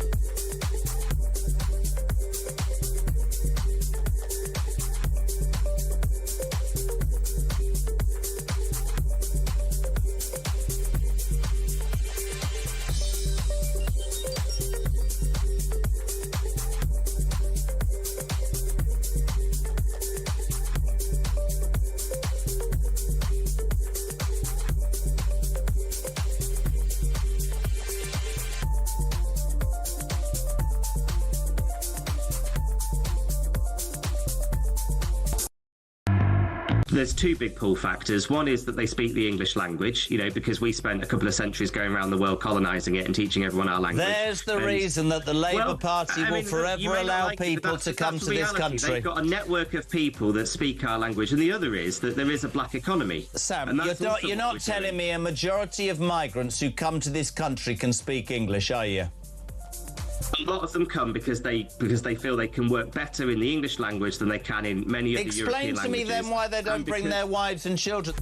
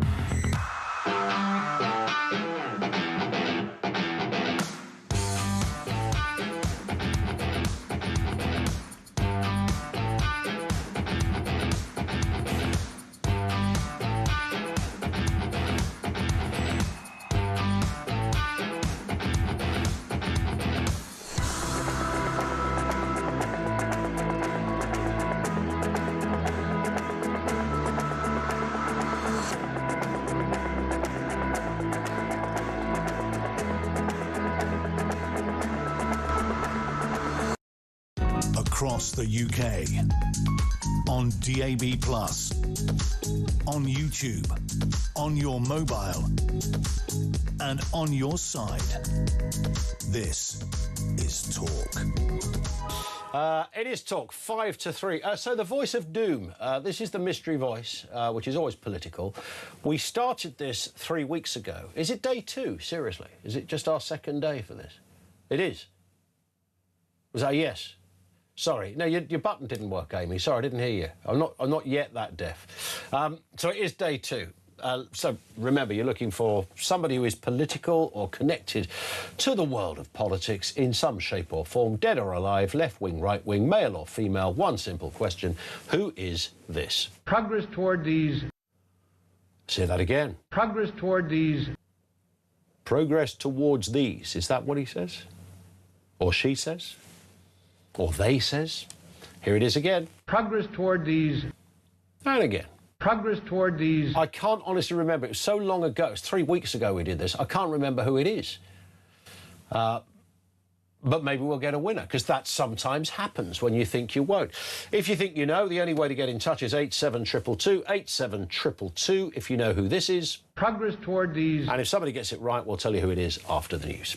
Let's go to your calls. This is Andrew in Hertfordshire. Andrew, how are you doing? Yeah, Ian, I hope you're very well. I'm all right. And you had a good break. The last article that you had in relation to these surgeries is just terrifying. Something Joseph Mengele would be very proud of. How are we licensing these people? How do they get the authority to do it?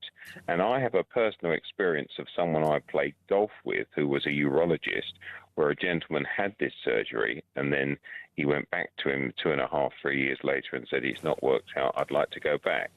And he said, there's nobody told you, there is no way back. And he went out in the parking lot, it's in America, and he shot himself in the car park.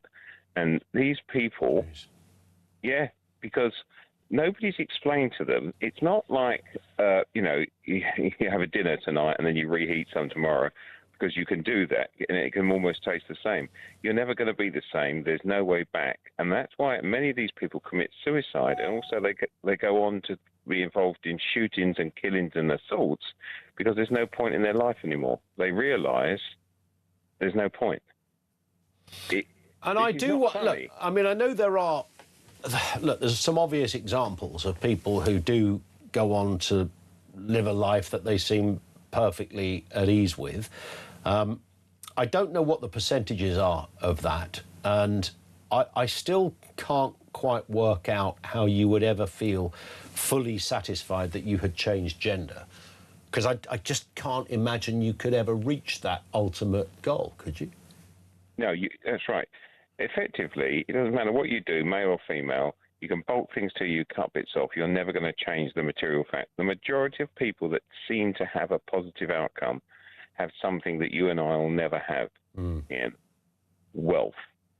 Because you can do this, and if you've got opulent wealth, money can make things seem all better because you'll surround yourself with people who say it's good. Yeah. You haven't got a chest anymore. It looks fantastic. You look just like a boy or whatever. And that's the difference. And I don't think it's fair on the people that aren't involved in this, who are going to have to fund these people's lifestyles going forward when they fall apart. It's not their, if someone said to you, effectively, you're a non-functioning human being because you're neither one thing nor the other, it would just terrify you.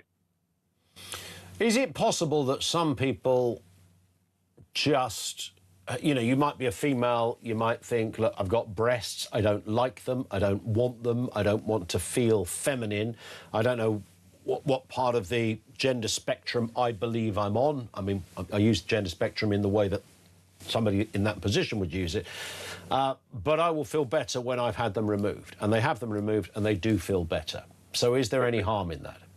Yeah, so they may feel better, okay, they may say that, but in 15 or 50 or 25 years' time, when they turn around to the NHS and say, you took my breasts off, I want compensation, and I want the rest of the public to pay for it, and I want millions. So if you're going to do this, not within the NHS, you fund it yourself, and the NHS doesn't provide any care for you. So you do it, you get an infection, whoever did it to you, they run the care for you. It's like going across to Turkey and getting your teeth done or cosmetic surgery. When you come back and it goes wrong, why do the NHS get involved?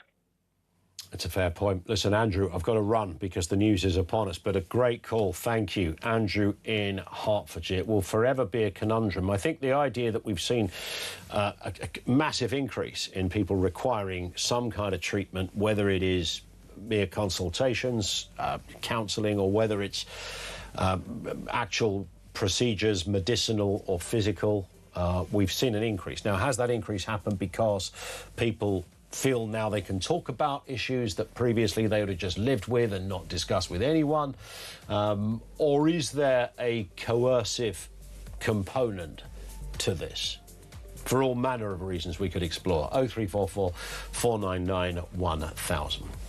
On a lighter note, the voice of doom. Who is this? Progress toward these 87222, if you think you know.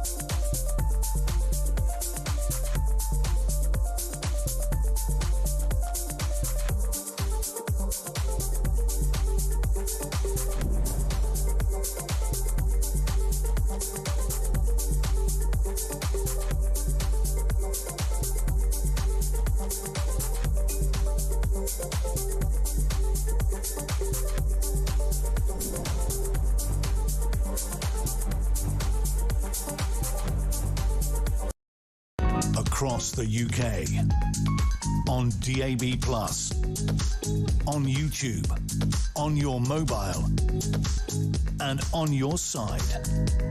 This is Talk.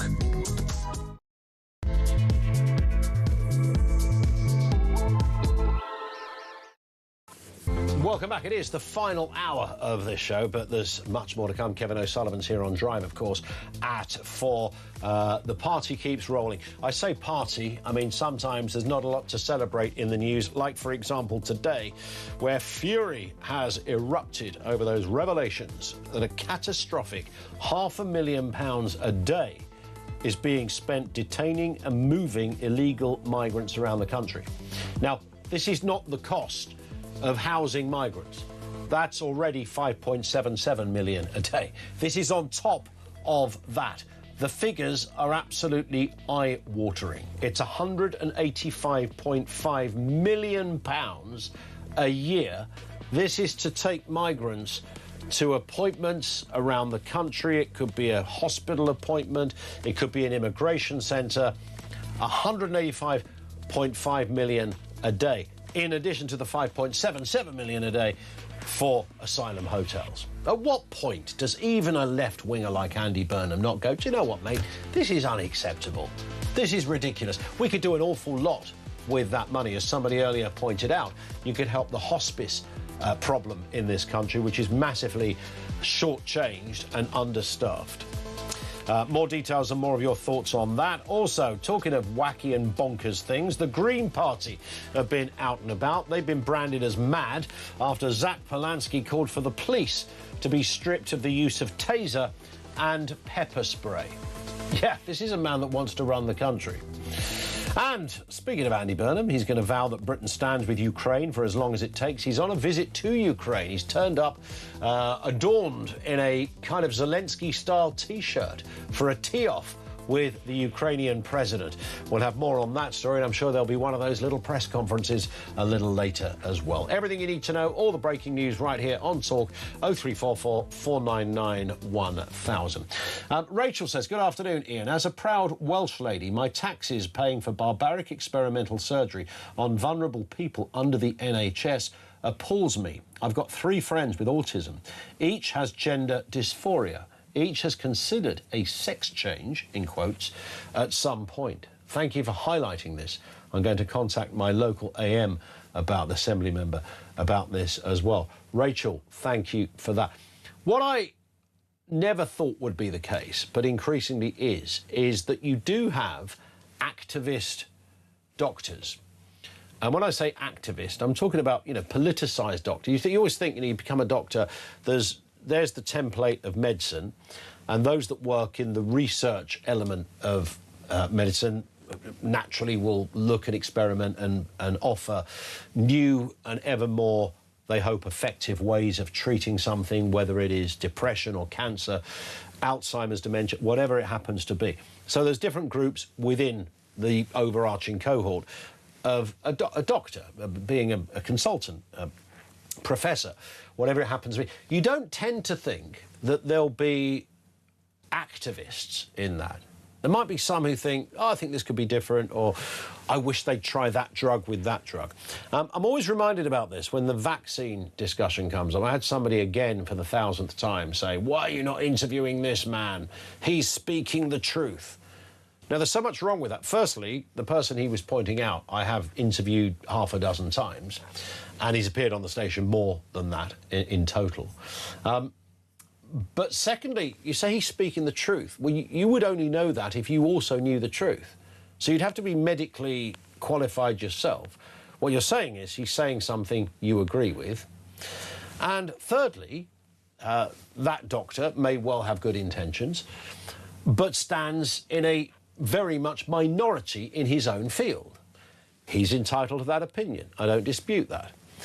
But he's very much a minority.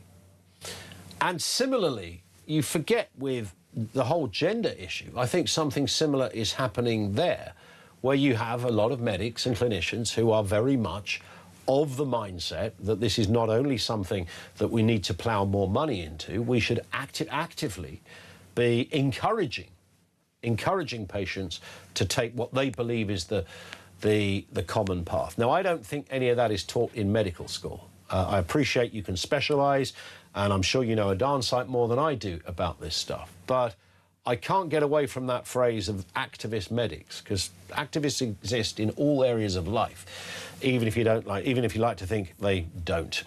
You take the point. Now, let's move to this story. Russia has accused Britain of adding fuel to the fire. This is after Andy Burnham handed over Storm Shadow missile blueprints to Ukraine on his first visit there as Prime Minister.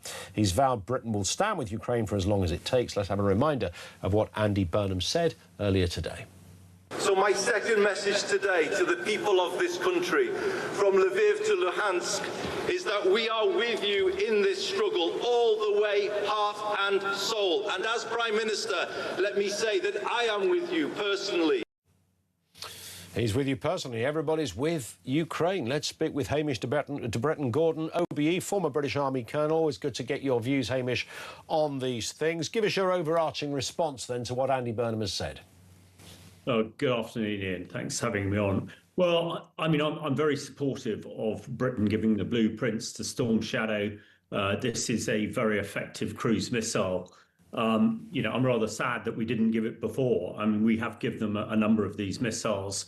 But I think it sends a really important message, a psychological message. And I think that's what Andy Burnham's trying to do in Kyiv today, to buoy up the Ukrainian people who feel that sometimes they are being left to fight the Russians on their own.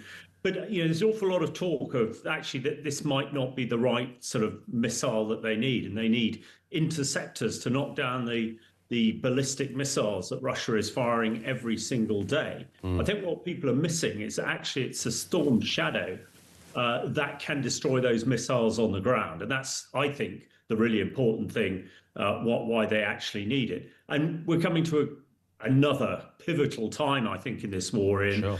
The Russians have got elections, sham elections coming up next month, but it's widely expected that Putin is going to have to do a general mobilization of 300,000 people.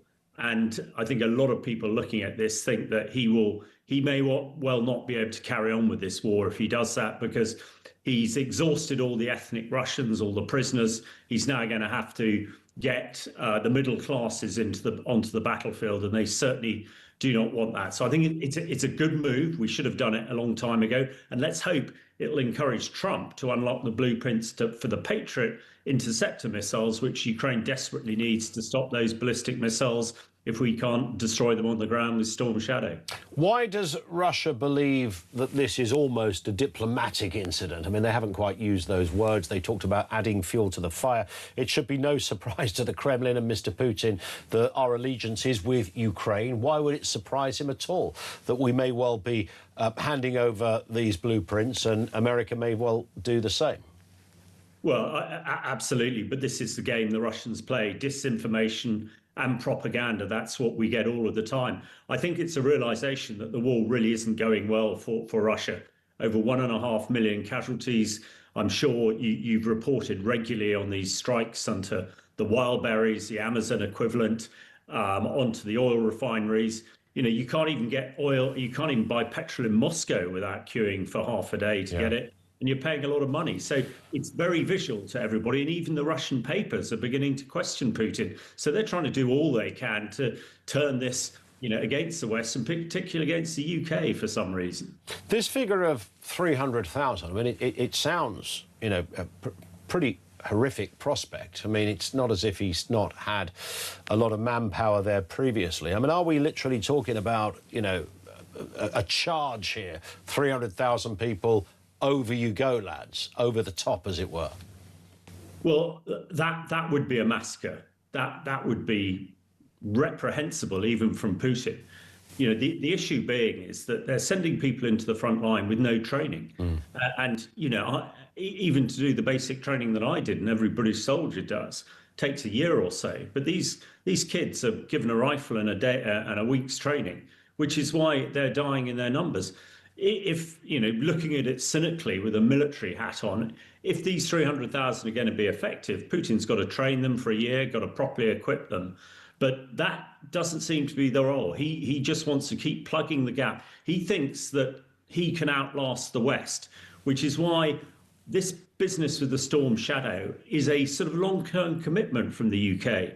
And that message should really resonate in the Kremlin, that actually we're in this for the long term, not the short term. So I think Putin's 300,000, I think the intelligentsia in Russia absolutely understand this. Yeah. And that is why I think messaging is so terribly important, and getting the Russian people to understand what has been done in their name. And I think they're beginning to do that. And the final thing I'd say on this, Ian, when the Russians lost 17,000 soldiers in Afghanistan in the 80s, a very good book called The Boys of Zinc was written about all the Russian boys coming back in zinc-lined coffins. And the babushkas, the mothers of Russia, marched on the Kremlin and demanded a withdrawal from Afghanistan. A lot of people think that this could be the Boys of Zinc moment for Putin, and the mothers of Russia will not accept it. And just a final point, though, Hamish, on this, rather, the potential for something pretty grim to take place. Is your assessment that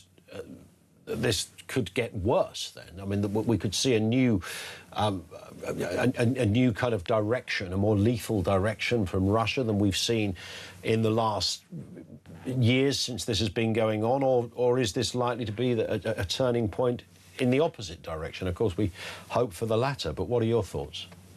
Well, I personally think the Russian military is reaching what it's called its culminating point. It's running out of steam. These 300,000 really underwrite that.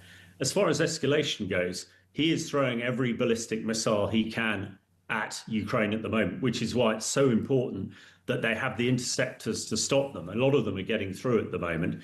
I don't think he can escalate any further. There's lots of talk that he's going to do an attack into Estonia or Lithuania, but I think he's culminating. That's why I think it's so important that the West holds its nerve.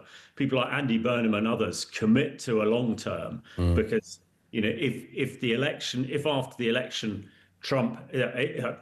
Putin has to mobilize these 300,000 people, I think that's the beginning of the end for him.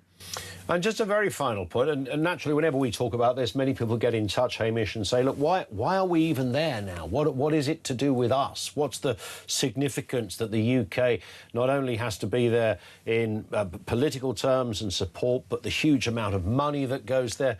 Just explain, if you could, in kind of layman's terms, Hamish, why it is still important that the United Kingdom remains shoulder to shoulder with Zelensky and Ukraine. Well, I think firstly, your opening sort of sentence on this one, in saying that the Russians believe it's Britain who is throwing flames on the fuel on the fire and making this worse. I mean, for some reason, the Russians see us as the main protagonist here, apart from the Ukrainians. We've been in a hybrid war with Russia for several years. People will have heard of various drone strikes. They will have heard of assassination attempts in this country, firebombing of previous prime minister's home by Russian proxies, and also a lot of leading industrialists in the defense sector in Europe being targeted by the Russians as well. That we are absolutely part of this, and this hybrid war will only intensify if Russia keeps its war going with Ukraine. I think the only way out of this is a peace deal and a ceasefire and a just peace for Ukraine. That is what everybody wants. But unfortunately, at the moment, Putin has no interest in peace, because he knows as soon as there's a peace deal, he's finished. Hamish, on that point, thank you. Great to have you with us as ever. Hamish de Bretton-Gordon, OBE, former British Army Colonel. There is I wouldn't say it divides the room 50-50, but there is a sizable amount of people who do naturally scratch their head and say, well, what is the... if we were nothing to do with this, would that not be... why would that matter? I mean, Hamish's point is, well, actually, regardless of this, there is an antagonism that is perpetually in place from Red Square to countries such as ours, and we've seen it, whether you want Salisbury for details or all sorts of other areas where Putin dips his toes into nefarious and sometimes lethal endeavours into other countries. This came in. No name given on this. Ian, I'm sure that Andy Burnham does not speak for everybody with his support for Ukraine. Also, can we now expect more cyber attacks and unexplained fires in the UK? We'll you are forced to wonder about that. I get the argument that this is European soil, all right, not the EU, European soil. This is happening in relative terms on our doorstep. We know what happened the last time somebody tried to create a lethal or a military incursion into not so far down the road part of Europe. So there's that. And is it just that keeps us there? Is it crucial that we remain there? Is it just that this is a European ally, or is there much more to our endeavours out there than just that? 0344 499 1000. Let's go to David in Caerphilly on this very point. David, what have you got for us? Afternoon. Well, actually, I think it's, let me say this, that I support the Ukraine and the efforts fighting Russia. But what I object to is that we have factories manufacturing these missiles and we sell them. Same as the Americans did with us in World War II. They sold everything. We had food, armaments, anything. There's a lot of money to be made in armaments. And we shouldn't give our blueprints away. We should manufacture for them and sell them. Do you think, I mean, the question that I was putting to Hamish there was, you know, is this thing likely to get a whole lot worse before it gets any better? What is your assessment of that? It's had a long time to get worse. It's not going to get worse, I don't think. You know, it's like lobbing grenades into a garden, isn't it? You know, they've done with the trying to take it all over. So, I mean, it's going to go on and on and on. Yeah, there is that sense, isn't there? We could be here in 10, 20 years' time still having this conversation. David, thank you for that. David in Caerphilly. Another David in the Cotswolds on another subject says, I don't believe in conspiracy theories, Ian, so I don't believe there is some great plan to run this country down. So it must be everyone in the civil service, the local government, the NHS and the public-funded bodies are left or far left. And since we lack private companies, we are forever locked in this doom loop of illegal immigrants. Confused male/female police and nut zero. P.S. Do the people of Ukraine know who the mayor of Britain is? The mayor of Britain? Or the former mayor of Manchester. I didn't quite get the last bit, but I hear where David's coming from on the broader point. We are in a sort of doom loop of insanity, aren't we? It's kind of a bit mad out there. There's loads of weird stuff going on and things that really don't make any sense. And you never meet any real people that have a different view to that. You know, they might not all agree with everything politically, but generally on the big stuff, on the big cases, we can all spot the insanity of the immigration policy, the open borders down there on the southeast coast. We can all see that. We can all see the problems around the gender issue, even while sympathising with individuals in that position, what's going on in Wales and previously Tavistock, etc. We can all see that, no matter who you are. It's just that really one odd component and contingent that don't see it. And you wonder why politicians play to that gallery and not the gallery where the rest of us in the sane world and the real world actually exist. 0344 499 1000. This is Talk.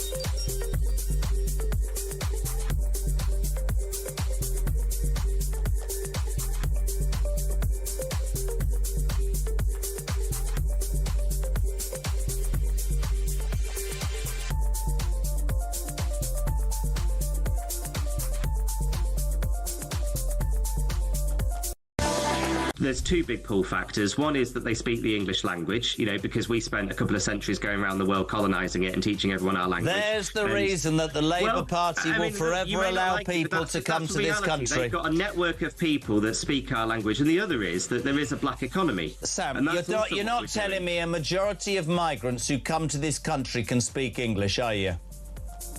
A lot of them come because they feel they can work better in the English language than they can in many of the European languages. Explain to me then why they don't bring their wives and children.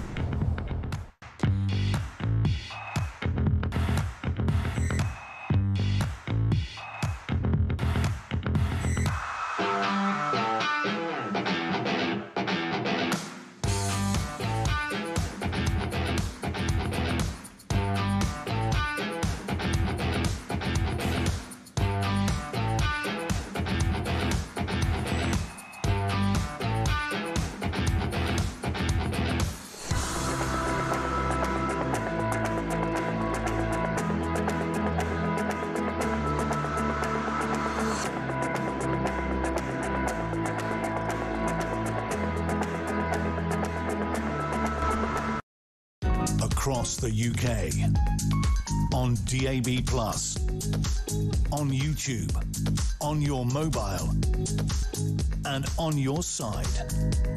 This is Talk. It is Talk, 3. I think I've clarified. David in the Cotswolds, when he called Andy Burnham the Mayor of Britain, I think he was just being disparaging to Andy Burnham, which is something we would actively encourage. I just completely missed it. Thank you, David, for that.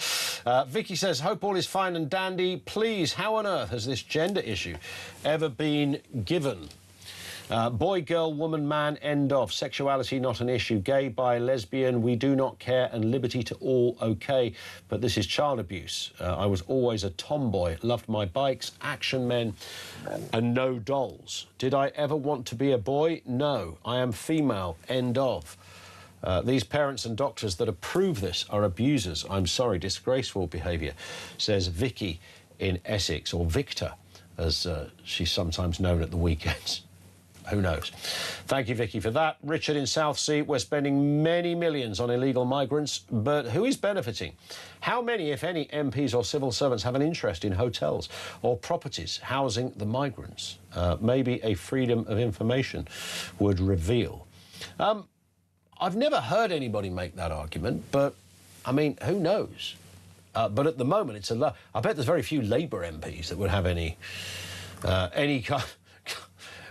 kind of shares in Holiday Inn or the Four Seasons. But who the hell knows? We're living in an upside-down world. 0344 499 1000. We're about to speak to Bob in Ludlow. Just before we do, should we do the Voice of Doom? Have we got a win? It was only day 2 of what we consider to be one of the hardest we've ever done. Let's have a listen to the voice. Progress toward these. And again. Progress toward these. Who could that be? These are some of the guesses, by the way. Nelson Rockefeller. No. Frank Carson. Finn, do you even know who Frank Carson is?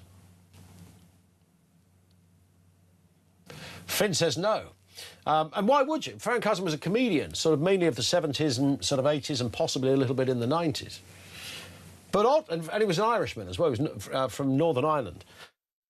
Can't remember quite where. Let's have a listen to the voice again, Amy. Progress toward these. Oddly, that does actually sound like Frank Carson. I'm not kidding you. But it's not Frank Carson. Ronald Reagan. No. Barack Obama. Of course it's not. John McCain. No. George W. Bush. No. Donald Trump. No. It was obviously not. Let's hear it again. Progress toward these. That's obviously not Donald Trump. Barry Goldwater. I've no idea who he is. Robert McNamara. No.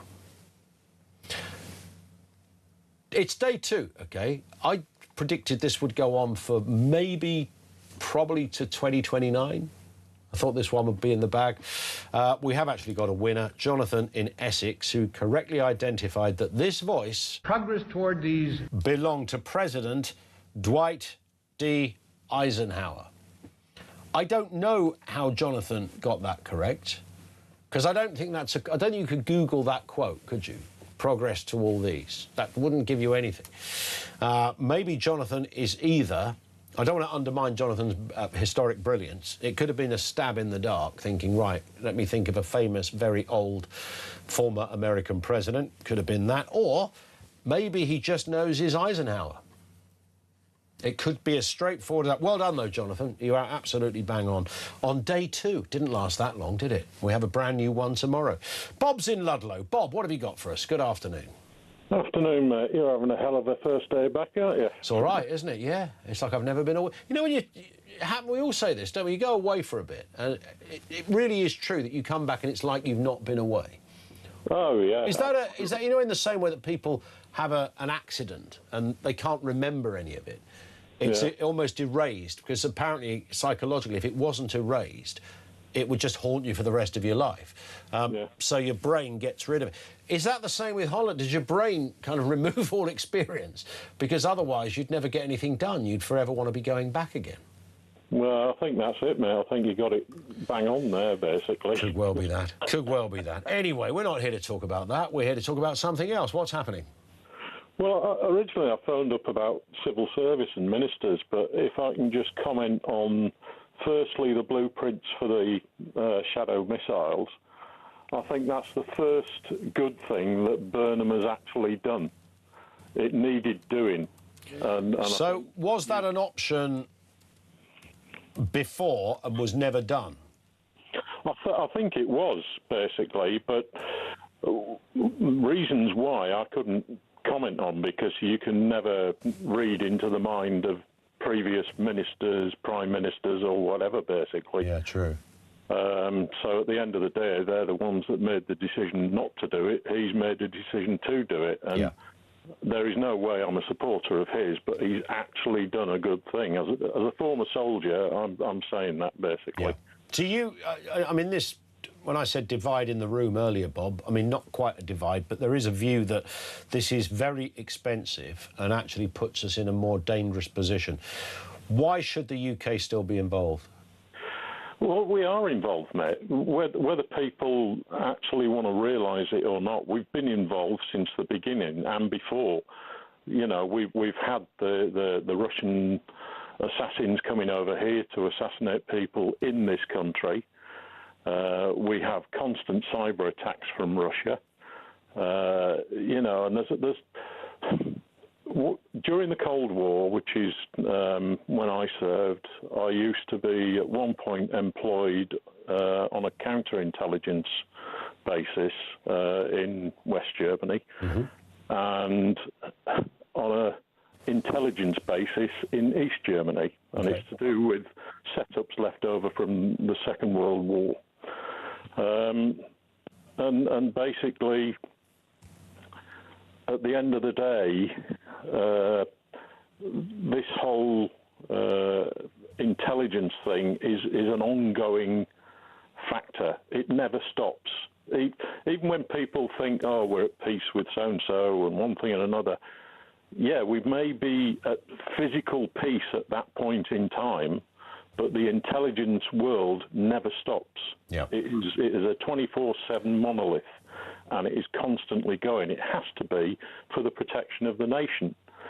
And if Ukraine wasn't at war with Russia now, if they had been overrun within a short period of time, Russia would now be invading places like Georgia, possibly even trying to have a go at Poland, although I think they would really regret the day they ever attempted to go for Poland these days, to be honest. No, that's fair. But so Putin's expansion plan would be up and running if the rest of the Western world had just sat by and done nothing?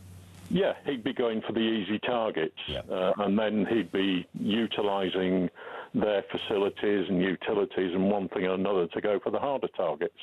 You know, that's obviously how, in a war situation, you work. You take the easy parts out first, and then utilise what they've got to your own advantage to take on the harder targets at the end of the day. Yeah. It makes sense. It's interesting. It'll be interesting to know where Burnham continues to go with this, but I would imagine what he said today will remain for the time that he's in office. Bob, thank you, mate. Great call from Bob in Ludlow, who speaks also with some military experience.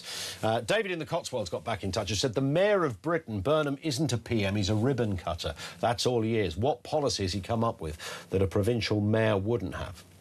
Yes, and I rather kind of missed that.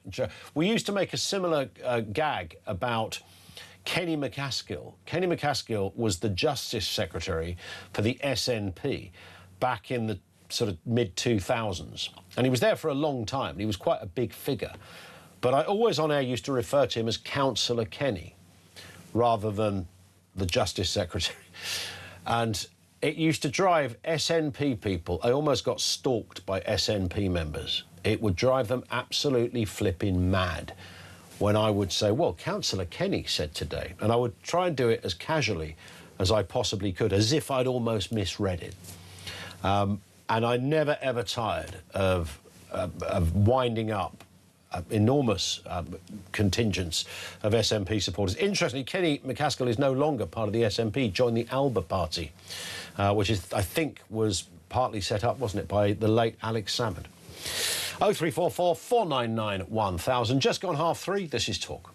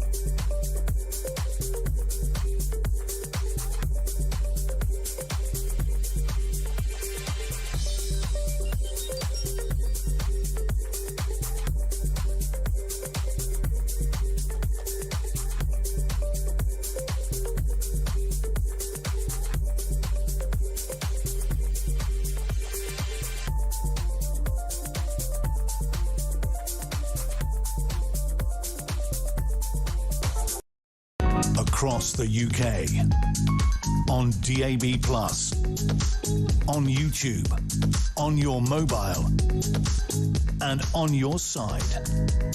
This is Talk. David Dorset says, wondering if the French would like to send some Exocet missiles to Ukraine. The French sold them, though, to Argentina prior to the Falklands War. Yes, they did. I remember this well. One here from Tony, who says, so would a male police officer who identified as a woman be allowed to frisk a real woman? Well, I would have thought not, but it's the complete legit question that you would throw up based on this story we revealed earlier, that some forces have issued cops who believe they are gender fluid with both a male warrant card and a female one, depending on how they feel that day, which is an extraordinary piece of sort of give and benevolence from the old bill to those officers that are claiming such gender status. 0344 499 1000. Now, a chilling warning has come from the head of Britain's National Crime Agency. They often call this Britain's FBI, who says children are simply not safe on the internet right now, with up to 900 reports of child abuse online every single day. Let's speak with John Taylor, online safety and social media consultant. John, good afternoon to you. Good afternoon. I mean, firstly, I'm surprised it's as few as 900 reports a day. I mean, that might be the reports. I'm sure there's much more abuse goes on. What is needed here? Because we all know that the internet can be, in its worst forms, and I'm not just talking about social media. I mean, social media in many respects is a bit of a red herring because, of course, even if you banned all social media, you still have a thing called the internet, and you can search for all manner of gruesome, horrible things on there, and there's forums and chat rooms and God knows what else that will facilitate every need. But do you sense that when we hear this warning that children are not safe, is that an overstatement or an understatement? You're right with your first comment. The number will be a lot higher than we're actually getting from the NCA or anywhere else around the world. When I began doing the investigations back in the late 90s, we then called it for the first time, this is an epidemic of individuals actually using the internet to actually find children or images and children to abuse in the real world. And this hasn't got any better. Now, when you start to see, well, what should we do? Now, in those days, we were very fortunate. We had the numbers to go onto the internet as undercover officers and police it. That really doesn't happen anymore. Whatever the NCA says, they're reliant upon information coming in. They're reliant from the platforms to report certain things. Well, of course, the platforms will only report a certain amount, and they cannot police it themselves. So we end up with a situation. So what should we do now? Because technology is actually advanced. So you've got governments to do something, you've got schools, you've got parents, but above all, you've got the users. And they've got to understand at the moment, we're never going to ban social media. It's always going to be around. For me, I have to say, Ian, it's about governments actually stepping in and actually creating effective legislation, forgetting things like Online Safety Acts. Look at why a child wants to use the internet. Yeah. Why do they? And the draw of it. And, you know, they want to become online content creators. So they're going to post more. One of the best things about this report is highlighting that a lot of these abuse images of children, which are sexually explicit pictures, are actually taken by the children themselves because they want to. Yeah. I guess one of the issues that always crops up, particularly with social media, as distinct from the wider internet, is the responsibility of the providers, the forums, the Instagrams, the TikTok head honchos, Twitter and the like. Obviously, because of the tragedy of what happened in Cleveland with 2 police officers dying and 7 others, I think 7 others, 5 others that have been killed as well. I mean, it's just a horrific argument. This was seen as a bit of a TikTok thing where, you know, they film themselves and trying to escape a copper, driving the wrong way down a road. There's lots of that content out there. And I was listening to somebody a little earlier saying, well, surely if you're TikTok, where you've got the greatest algorithmic capability on the planet, you could just get rid of that stuff the minute it arrived. There'd be something there. And I would have thought you could apply that to anything. Couldn't you put in the algorithm, right, you know, child naked, that goes straight away, child being seductive, anyone saying X, Y and Z. Are they impotent on this? Is the technology really not there, or do they just not, frankly, care? No, the technology is there, and I don't want to sit here and defend the platforms, but the likes of Meta, the likes of Snapchat, the likes of TikTok and etc., they will actually put a lot in place. They'll be using algorithms, they'll be using technology to find the images, as we did many, many years ago. That is still done. See, the funny thing is that shows you the amount that's out there because they cannot keep up. And then if you look at their terms and conditions, if you look at it, what people are doing, they're saying you cannot do this. You can't do something that's illegal in the sense of abuse images of children. But if you now take that to TikTok and you talk about the cars and these challenges, TikTok say, well, we're not doing this. This is a user doing it. By the time they actually find something like that, that's already gone viral. And so what we have to look at is, well, what is the draw? What's this incentive? What's this social validation that these individuals are trying to get? That could be viral fame or more followers. That is where governments can step in. Because what they can stop straight away, saying, in this country, we're not going to allow, or TikTok, you must not allow monetization from your platform for anybody under the age of 18. That instantly stops the incentive to actually start putting things out there. Plus, make it illegal, because we've got a big thing around the corner coming in, and that's with the Meta glasses. People are already just walking around filming people and then saying, it's my right, I can film what I want. No, you can't. And that's where the government should step in. Yeah. And there's the Meta glasses thing, that's in a... I mean, the minute you spend a moment really considering the potential of these things, and also why the hell somebody even invented them. You do sort of have to.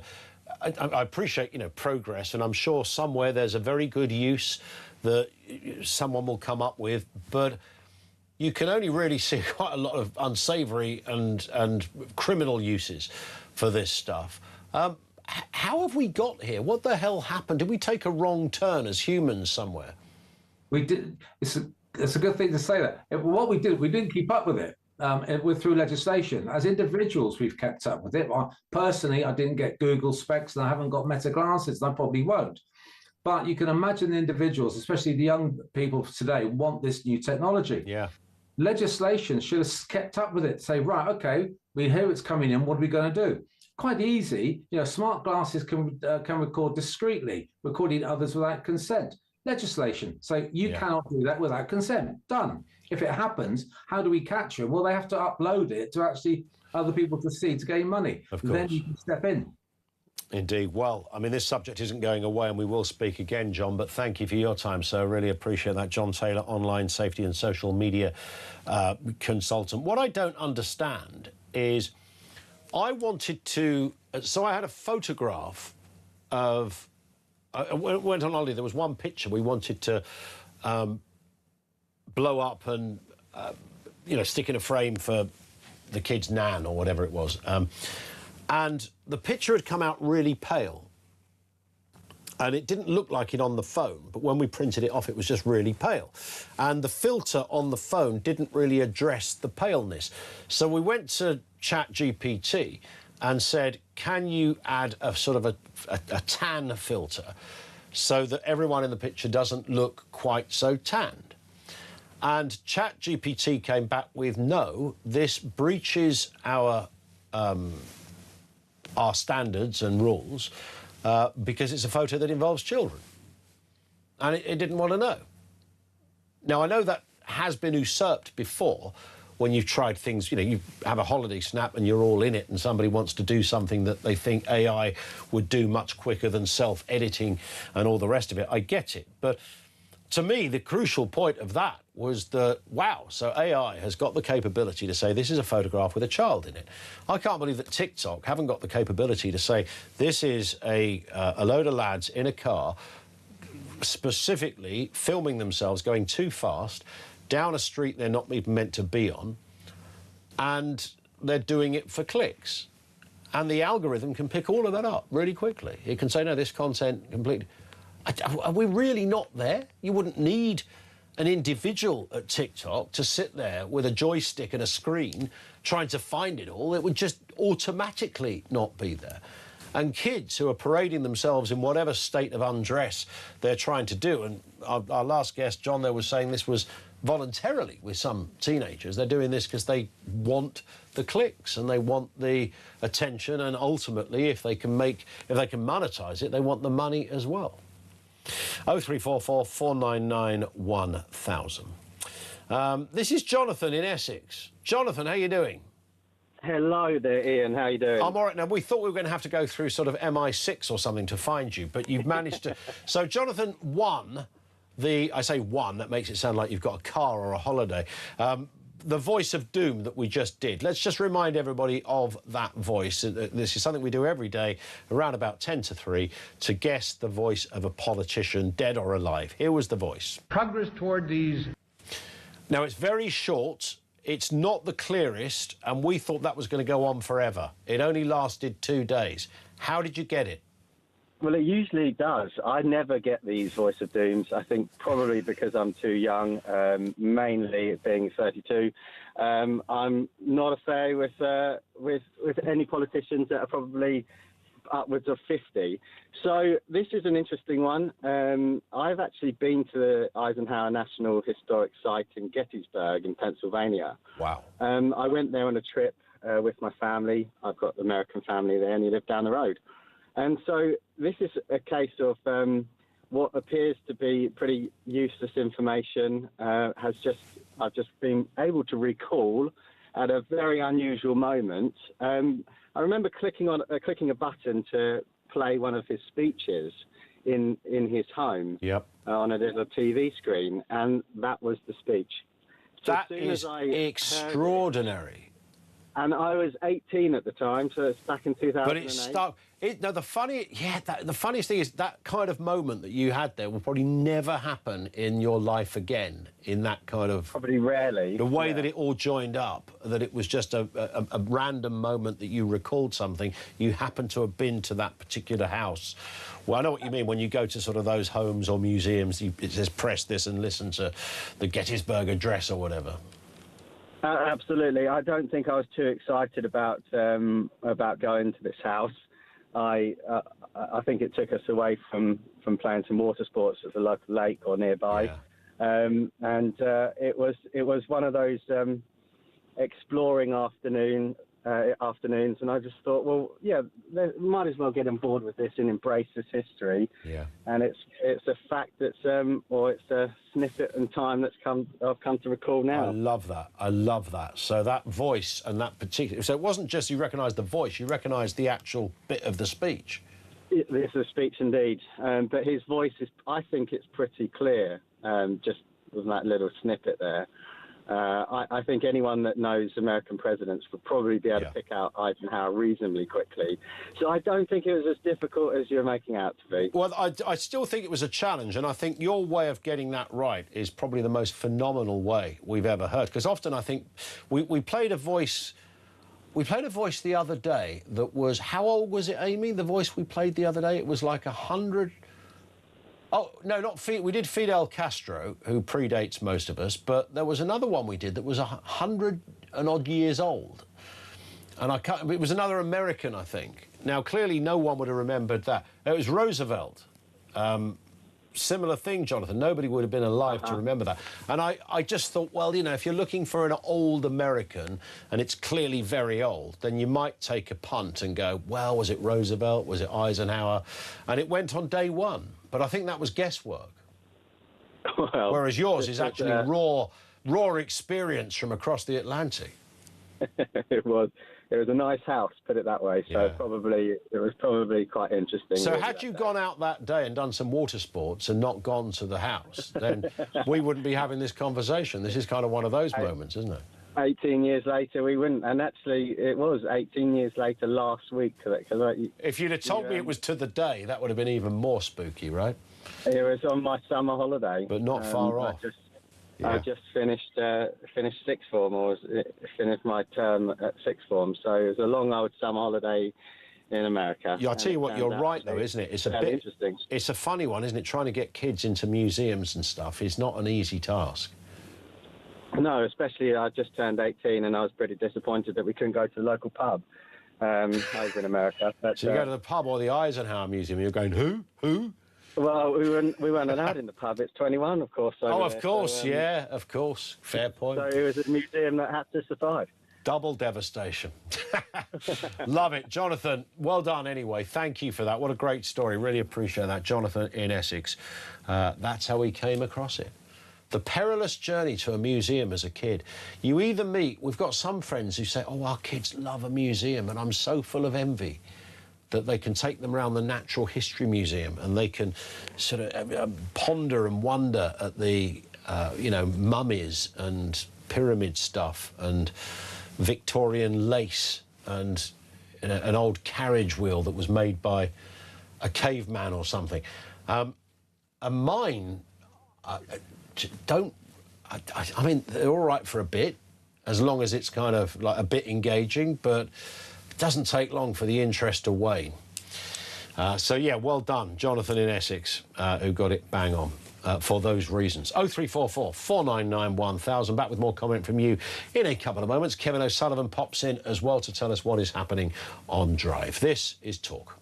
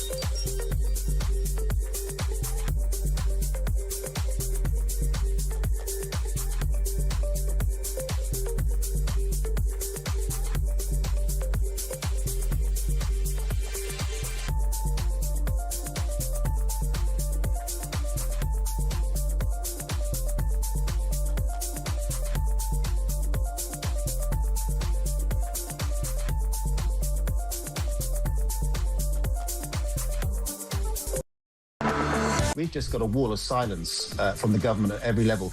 In our little village, we've actually got, it will be a 10-to-1 male to female proportion. That's grotesque. It's grotesque, isn't it? 10-to-1.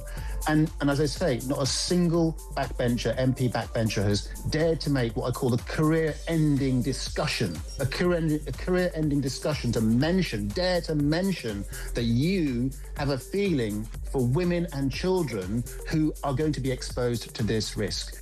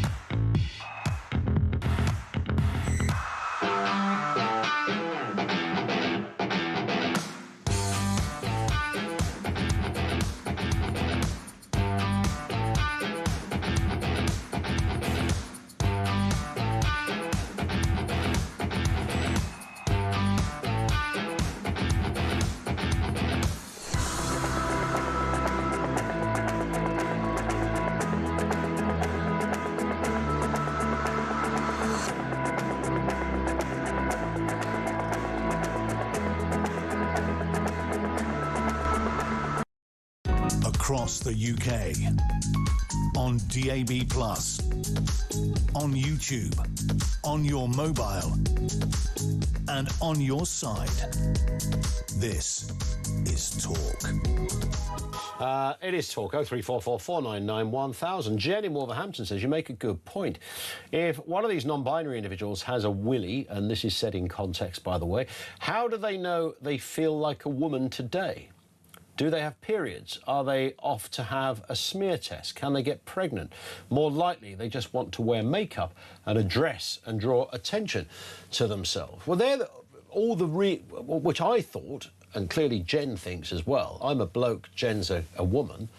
I think that stuff is quite obvious. I don't even think you need a medical degree or any kind of in-depth knowledge of gender-based issues in order to be able to, just on a very basic level, deduce that there are certain irredeemable facets, immutable factors in one gender or the other that the other gender can never, ever experience, ever.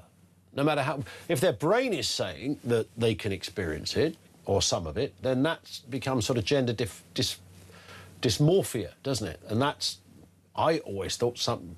You know, when some people want their leg cut off because they think their leg is in the way. Seriously. And I'm not trying to downplay people with... But it's literally... Is it the same thing? Is it that same absolute compelling urge to have something change about you? But surely the root of that is psychological, not... You know, it's not literally a biological, neurological part of your genetic makeup, right? I thought. Maybe we're all wrong, Jen. Thank you anyway for that. This is Kevin in Dorset. We've not got long, Kevin, but I'm sure you can do it. What are you thinking? Hi.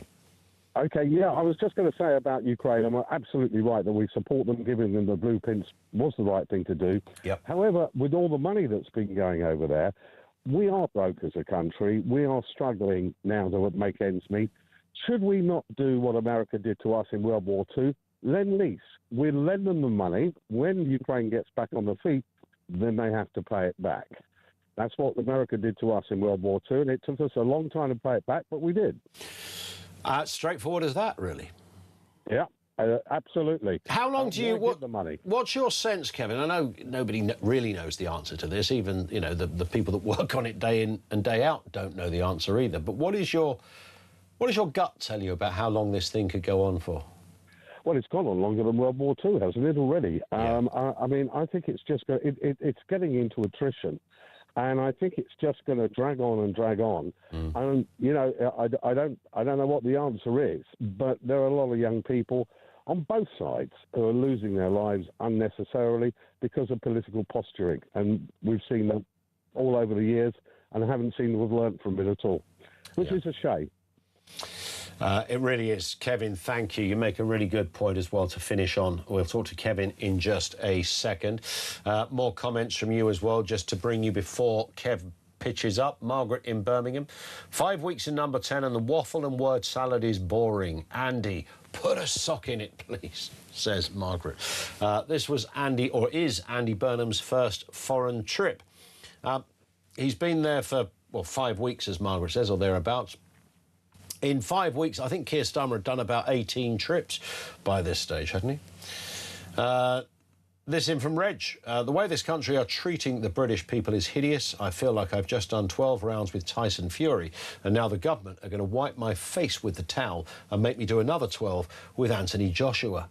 I don't know whether he's referring to anything specific or just the general sense of foreboding and malaise that is underpinning our contemporary existence in this country. And I know we can imagine some of it. And here on Talk, we talk a lot about the stuff that's gone wrong. I get that as well. But I do think we're in a bit of an upside-down world at the moment. Who's going to put that one right? Maybe Kevin O'Sullivan will put it right. I'll definitely put it right. I'd like to ask this about Andy Burnham. He comes in and says, I'm the agent of change. It's going to be the biggest change in 50 years. I'm a different kind of Prime Minister. What's he done so far? Droned on about net zero, tick.